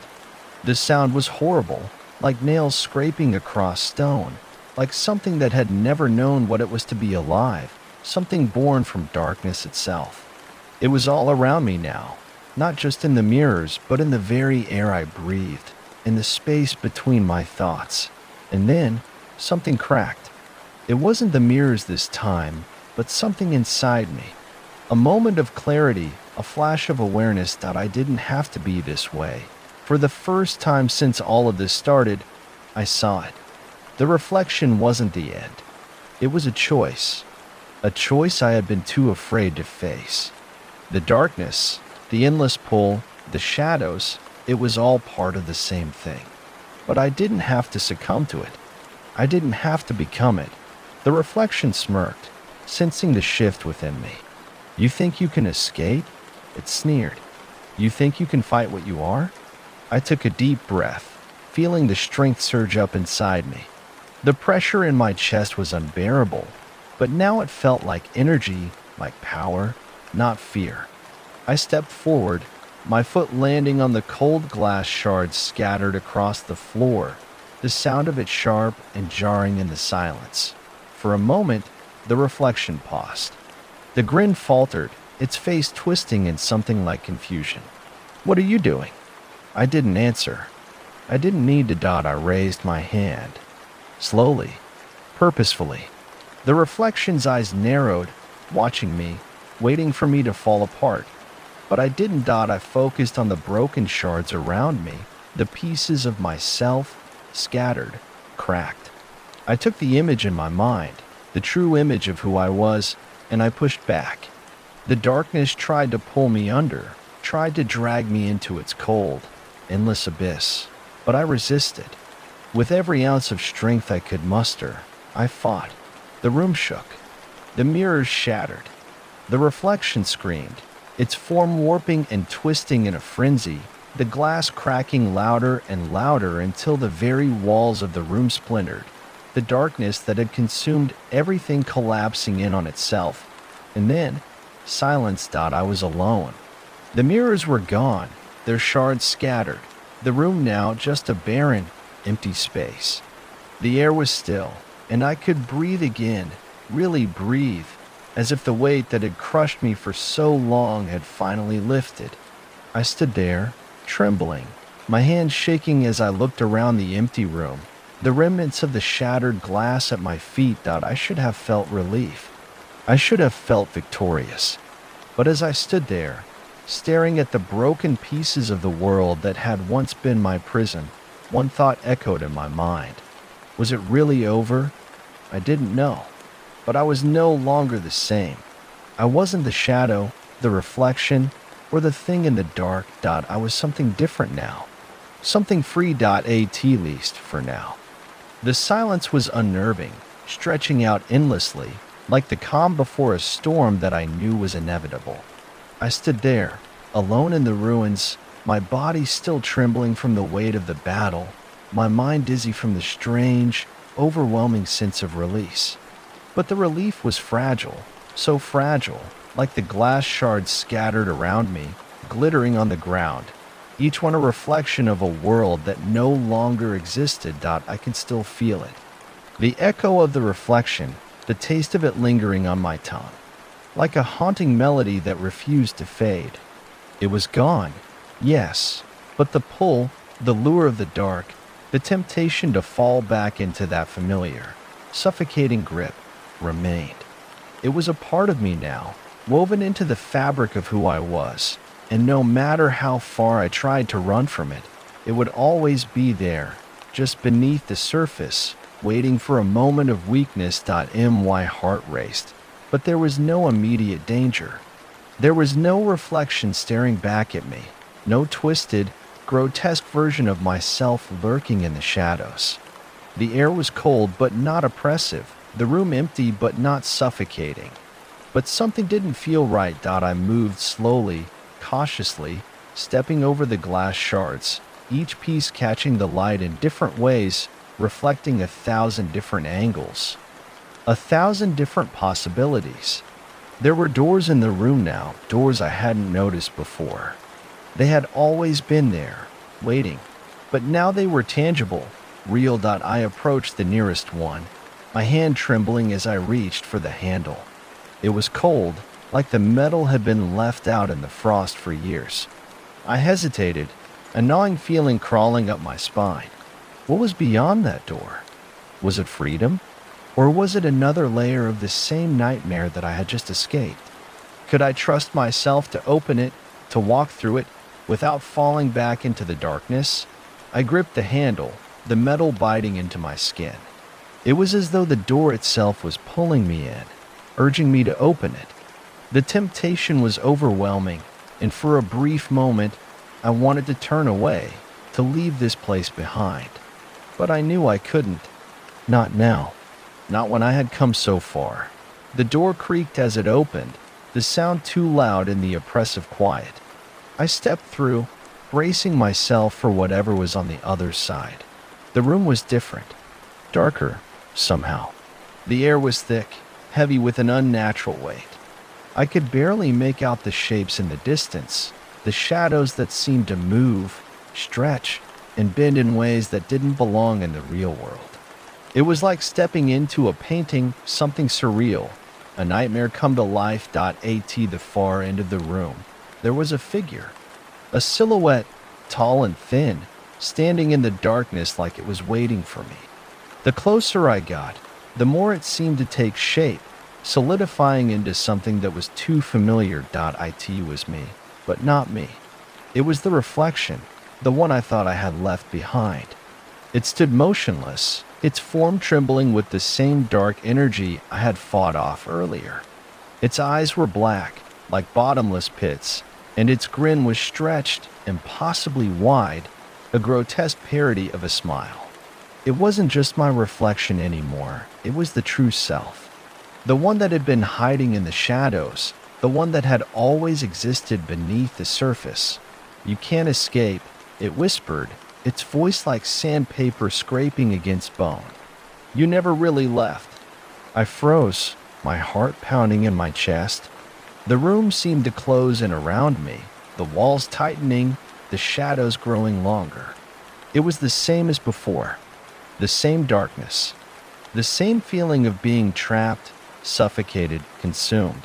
But now, I understood. I wasn't running from it. I couldn't. I stepped closer to the figure, my feet moving of their own accord, as though I was being pulled toward it by some invisible force. The room seemed to stretch, elongating, twisting, until it felt as though I was walking through an endless corridor, a tunnel of broken reflections, each one more fractured than the last. And then I stopped. I was standing right in front of it, right in front of myself. Its smile widened, impossibly so, until it was all teeth, a cavernous, black hole that threatened to swallow me whole. But there was something in its eyes, something I hadn't noticed before: fear. For the first time, I saw it clearly. The reflection, the dark version of me, was scared. It was afraid of what I might do next. I raised my hand, the same hand that had fought against it before. The reflection's grin faltered, its eyes widening, and for a moment, I could see it, the cracks in its form, the distortion, the imperfections. It wasn't as powerful as it had seemed. It was fragile. "I'm not you," I whispered, my voice steady, but my heart racing. "I'm not your shadow anymore." The reflection recoiled, as though it had been struck, its form flickering, its edges warping like a distorted image on a broken screen. It seemed to shrink, to lose its grip on the room, on the darkness.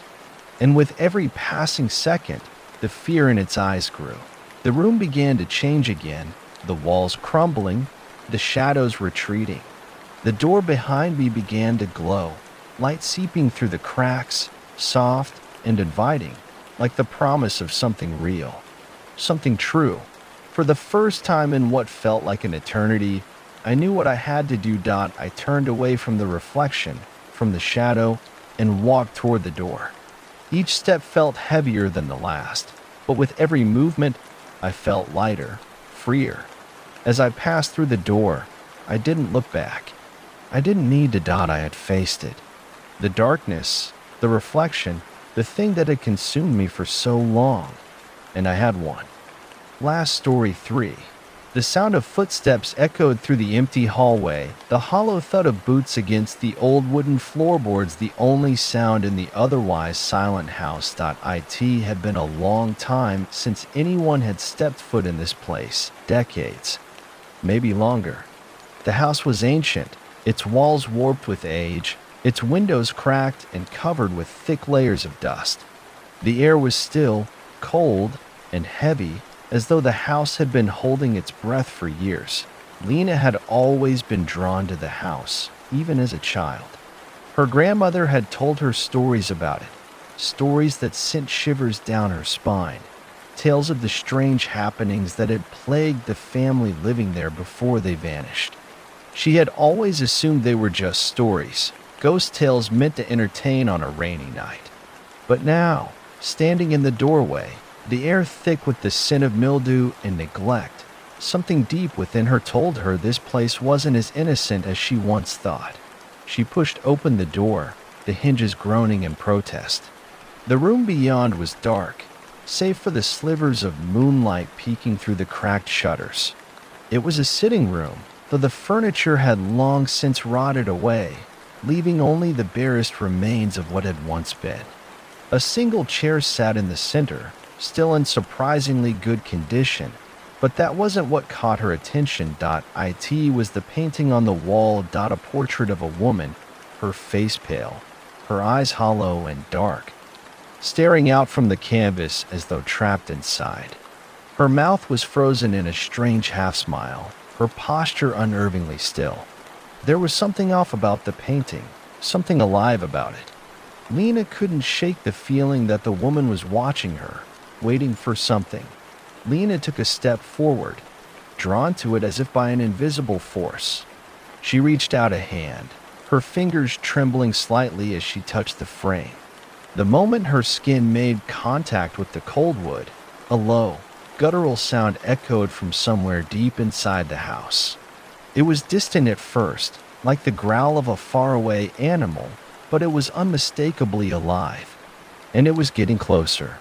Her heart pounded in her chest. She pulled her hand away, stepping back. But before she could even turn to flee, the air in the room seemed to shift. The temperature dropped, and the shadows in the corners of the room grew darker, thicker. The whispers started then, soft at first, almost indistinguishable from the wind. But they grew louder, more insistent. "Lena!" She froze, the hair on the back of her neck standing on end. "Lena, help me." Her breath caught in her throat. The voice was feminine, soft, almost pleading. The painting. She turned back toward the canvas, her gaze locking with the woman's hollow eyes.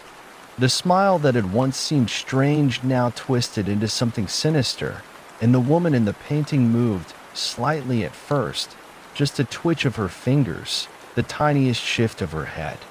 But then it grew faster, more frantic. Her lips parted, but no sound came from her mouth. The whispering in the room grew louder, like a chorus of voices rising in unison. "Lena, help me." The room shook. The floorboards creaked, and the door slammed shut behind her, trapping her in the dark. Her breath came in short gasps as the woman in the painting began to move, her eyes wide with terror, her hands clawing at the frame as though trying to escape. The whispers were now a constant roar, deafening in their urgency. Suddenly, the painting began to warp, the woman's face stretching grotesquely, her features distorting until she was no longer recognizable. The eyes, once hollow, were now glowing a sickly yellow, and her mouth opened wide, impossibly wide, as though it might swallow the entire room. The whispers became screams. Lena backed away, her feet stumbling over the broken furniture. She turned to run, but the room was changing, shifting. The walls seemed to close in on her, the floor beneath her feet slanting downward, and the shadows gathered like living things, moving of their own accord. She ran toward the door, but it wouldn't open. It was stuck, the handle cold and unyielding in her hands. She pounded on it, shouting for help, but the only response was the deafening screams that now filled the house, coming from every direction. Lena, the voice was right behind her now. She turned, and there, standing in the center of the room, was the woman from the painting. Her body was twisted, her limbs bent at unnatural angles, and her face was no longer human. Her eyes glowed with a terrifying intensity, and her mouth stretched into a smile, one that was more grotesque than any Lena had ever seen. The woman took a step forward, her movements jerky and unnatural, like a puppet controlled by invisible strings. Each step sent a ripple of darkness through the air, and with every movement, the house seemed to groan and shift. Lena stumbled backward, her heart racing in her chest. She tried to scream, but no sound escaped her lips. The woman's hand shot out, impossibly fast, and before Lena could react, it wrapped around her wrist, pulling her toward the center of the room. Lena, the voice was now in her head, louder than ever. She could feel it, pressing against her skull, twisting inside her mind. The woman's grin widened, and her eyes burned with malice as she leaned closer. Lena felt something cold, something dark, enter her body, like a presence taking root inside her, consuming her from within. And then, with a final, bone-chilling laugh, the woman's mouth opened wide, wider than before, and Lena was pulled into the darkness. She struggled, screamed, but it was no use. The last thing she saw was the woman's face, her face staring back at her with hollow eyes, her smile frozen in that eternal grin. And then, everything went black. The house fell silent once more. No footsteps echoed through the halls. No whispers, no screams, only the painting hanging on the wall, its surface now empty, save for a single, perfect reflection of the room. And in the reflection, Lena, her hollow eyes staring out from the canvas, her mouth stretched in a smile. The silence in the house felt oppressive, thick with the weight of what had just happened. Lena's presence, her image now forever trapped in that twisted painting, lingered like a shadow over the room. The cold stillness of the place seemed to pulse with the energy of something alive, something that knew. But now, the house had a new heartbeat. The house had a new occupant. In the darkness, something stirred. It was faint at first, a soft rustling, like fabric brushing against skin. But the sound grew, deeper, more deliberate, until it was unmistakable. The walls, once steady and unmoving, began to tremble. The floor beneath shifted again, the house groaning in protest. A faint hum filled the air, a low, vibrating note that seemed to come from everywhere. The reflection of the room in the painting shifted. At first, it was subtle, a flicker of movement, like the briefest flash of someone passing through the corner of one's vision. But then, the figure in the reflection began to move more purposefully. Lena's image, still smiling that hideous, stretched grin, began to tremble. The cold, empty eyes locked onto something beyond the painting, something in the room. The air around her rippled, as if she were reaching out, trying to break free from the confines of the frame. Her lips parted in a silent scream, a silent plea for release. But the sound was nothing. Her hand moved, then her fingers curled toward the surface of the glass. The skin on her hand seemed to stretch and tear, the surface of the painting warping as though it were made of something softer than paint. The glass, no, the frame cracked, and from within the broken surface, the air seemed to breathe, and then the first crack in the painting opened wider. Lena's reflection stepped forward, her figure unnaturally fluid, moving like liquid. Her body slipped through the cracked glass with ease, her form sliding from the frame into the air of the room. The darkness in the corners of the room deepened, spiraling around her. Her eyes, those empty, hollow eyes, locked onto the walls, onto the shadows, and then back to herself, still grinning, still waiting. The woman, Lena, though not Lena anymore, began to move through the room. Every step she took left dark, sticky footprints behind her. Her body twisted as she moved, jerky, like a puppet strung on broken strings, her limbs stiff and unnatural. But with every movement, the house itself seemed to shift and bend around her, as if it too were becoming a part of her. Outside the house, the wind howled, the trees swaying violently, their branches scratching at the windows. But inside, it was dead silent, save for the soft scraping of Lena's steps. Then she paused. The air around her shimmered. Her twisted smile faltered for a brief moment, her hollow eyes narrowing. There was something there, something watching her. From the corner of the room, a low, guttural growl reverberated through the walls. The shadows shifted again, this time gathering in the farthest corner, thickening into something darker, more tangible. It was as if the house itself had become a living thing, a breathing entity aware of her presence. The growl grew louder, becoming a harsh, animal-like snarl. Lena turned, her head jerking unnaturally fast, her eyes locking on the darkness. A figure emerged from the shadows. It was large, towering over her distorted form. Its features were obscured in the darkness, but its outline was unmistakable. Its hunched back, its elongated arms reaching toward her, its mouth hanging open, revealing rows of sharp, jagged teeth. Its eyes were glowing, bloodshot, and fixed on Lena with a hunger that made her twisted smile falter. The figure lunged. Lena didn't react. She stood perfectly still as the creature charged toward her, its claws scraping the floor, the air vibrating with its predatory growls. At the last moment, just as the beast was about to strike, she raised her arm and stopped. The creature paused mid-attack, its entire body locked in place, frozen as though caught in some invisible grip. It couldn't move, couldn't even make a sound. Lena tilted her head, her grin widening impossibly, and stepped toward it. The house was hers now. Her voice, a whisper at first, grew louder, a low, melodic chant that seemed to echo through the walls. The house groaned in response, the floorboards bending and warping beneath her feet.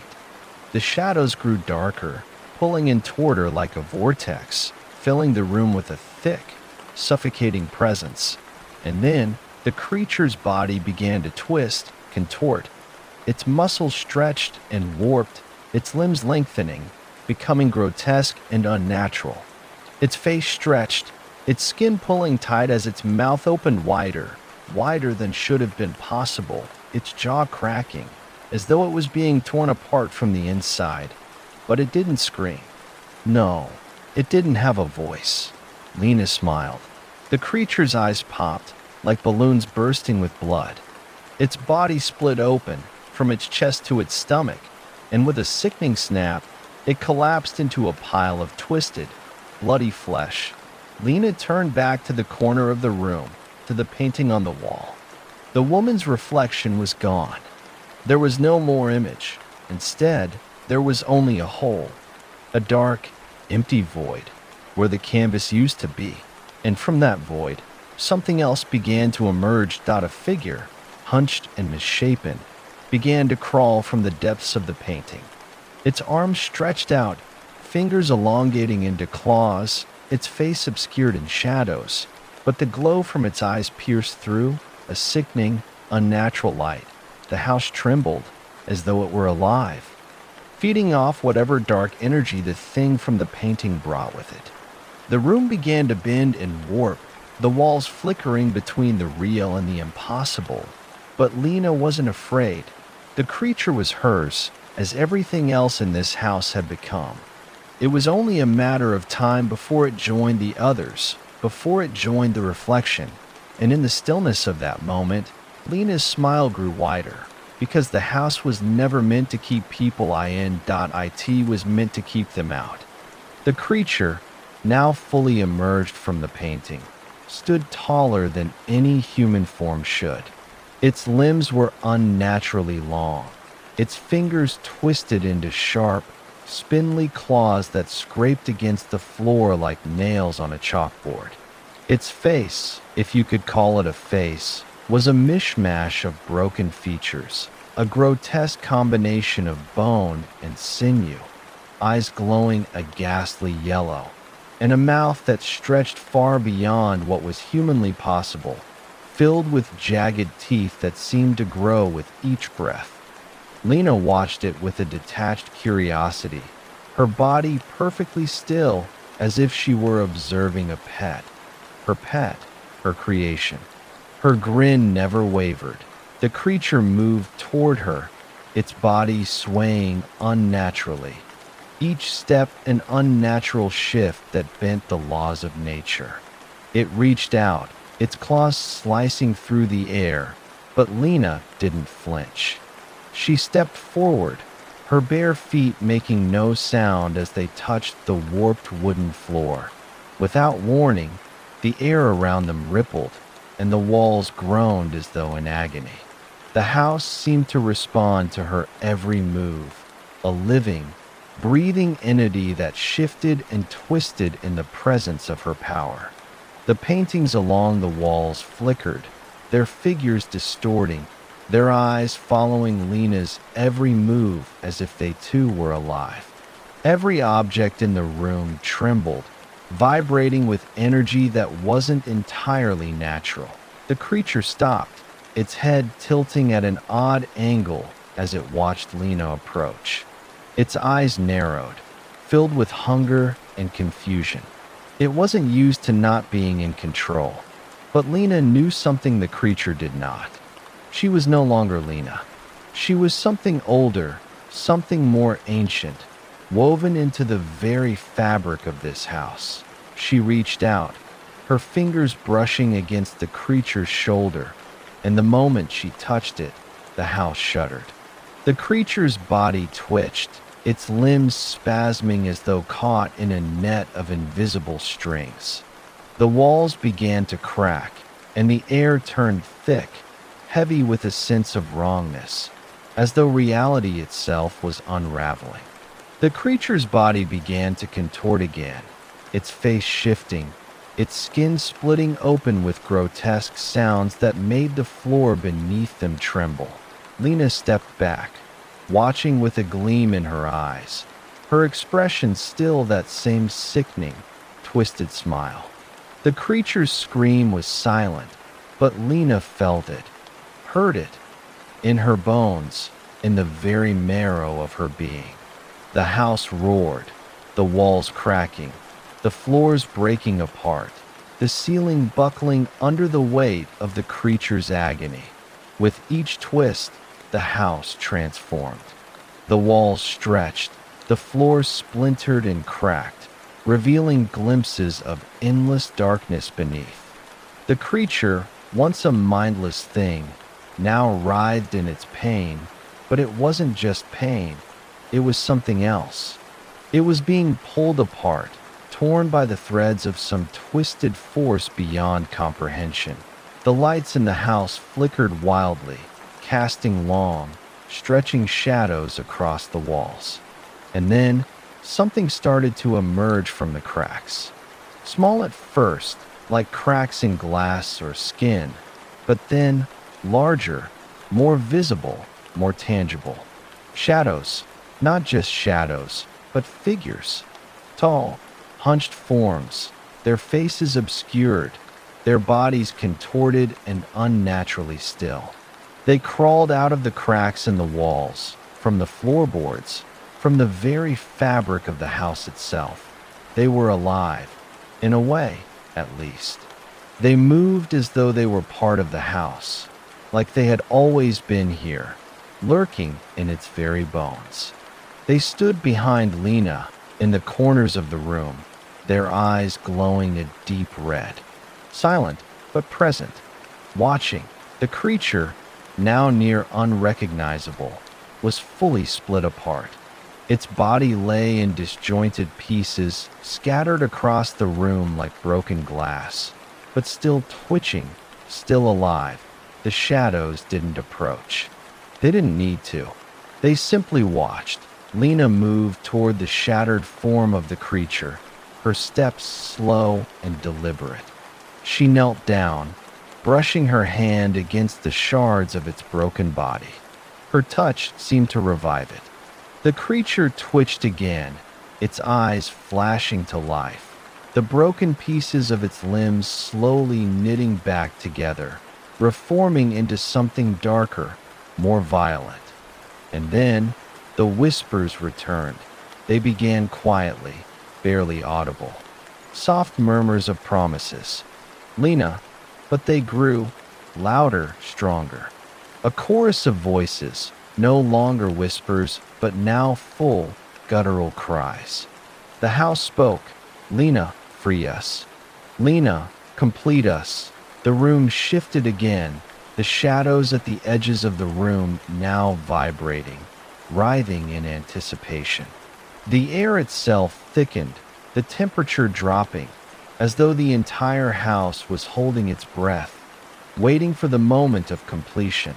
Lena rose to her feet, standing tall amidst the writhing chaos. Her eyes never left the center of the room, where the broken creature was reforming, the dark energy swirling around it, feeding it, pulling it together, as though some dark ritual was taking place. The creature's body was nearly whole now, its eyes glowing with pure malice, its mouth opening wider than before, its jagged teeth snapping together. But Lena wasn't afraid. She was no longer the woman who had once walked into this house in search of answers. She had become something far darker, something more real, and she knew what she had to do. With a single, fluid motion, she reached out her hand. The air crackled with energy, and the shadows in the room began to move, converging on her. The house howled in response, the walls vibrating violently, the foundation shaking beneath their feet. The shadows wrapped around Lena, coiling, twisting, taking shape as if they were being commanded to. The house itself was bending and stretching with each movement, warping into a form that was far from human. And then Lena's voice broke the air, low and reverberating with power. "We are one now." The room shuddered as the house and the creature, along with the shadows, converged into a single, monstrous being. A dark, monstrous reflection of all the pain, the brokenness, and the terror that had been trapped within these walls. That it was complete. And in that moment, the house no longer stood alone in the world. It had claimed its place, its rightful place. A house that was never meant to let go. A house that was always meant to take. And now, with Lena at its heart, it would never stop. The house was alive.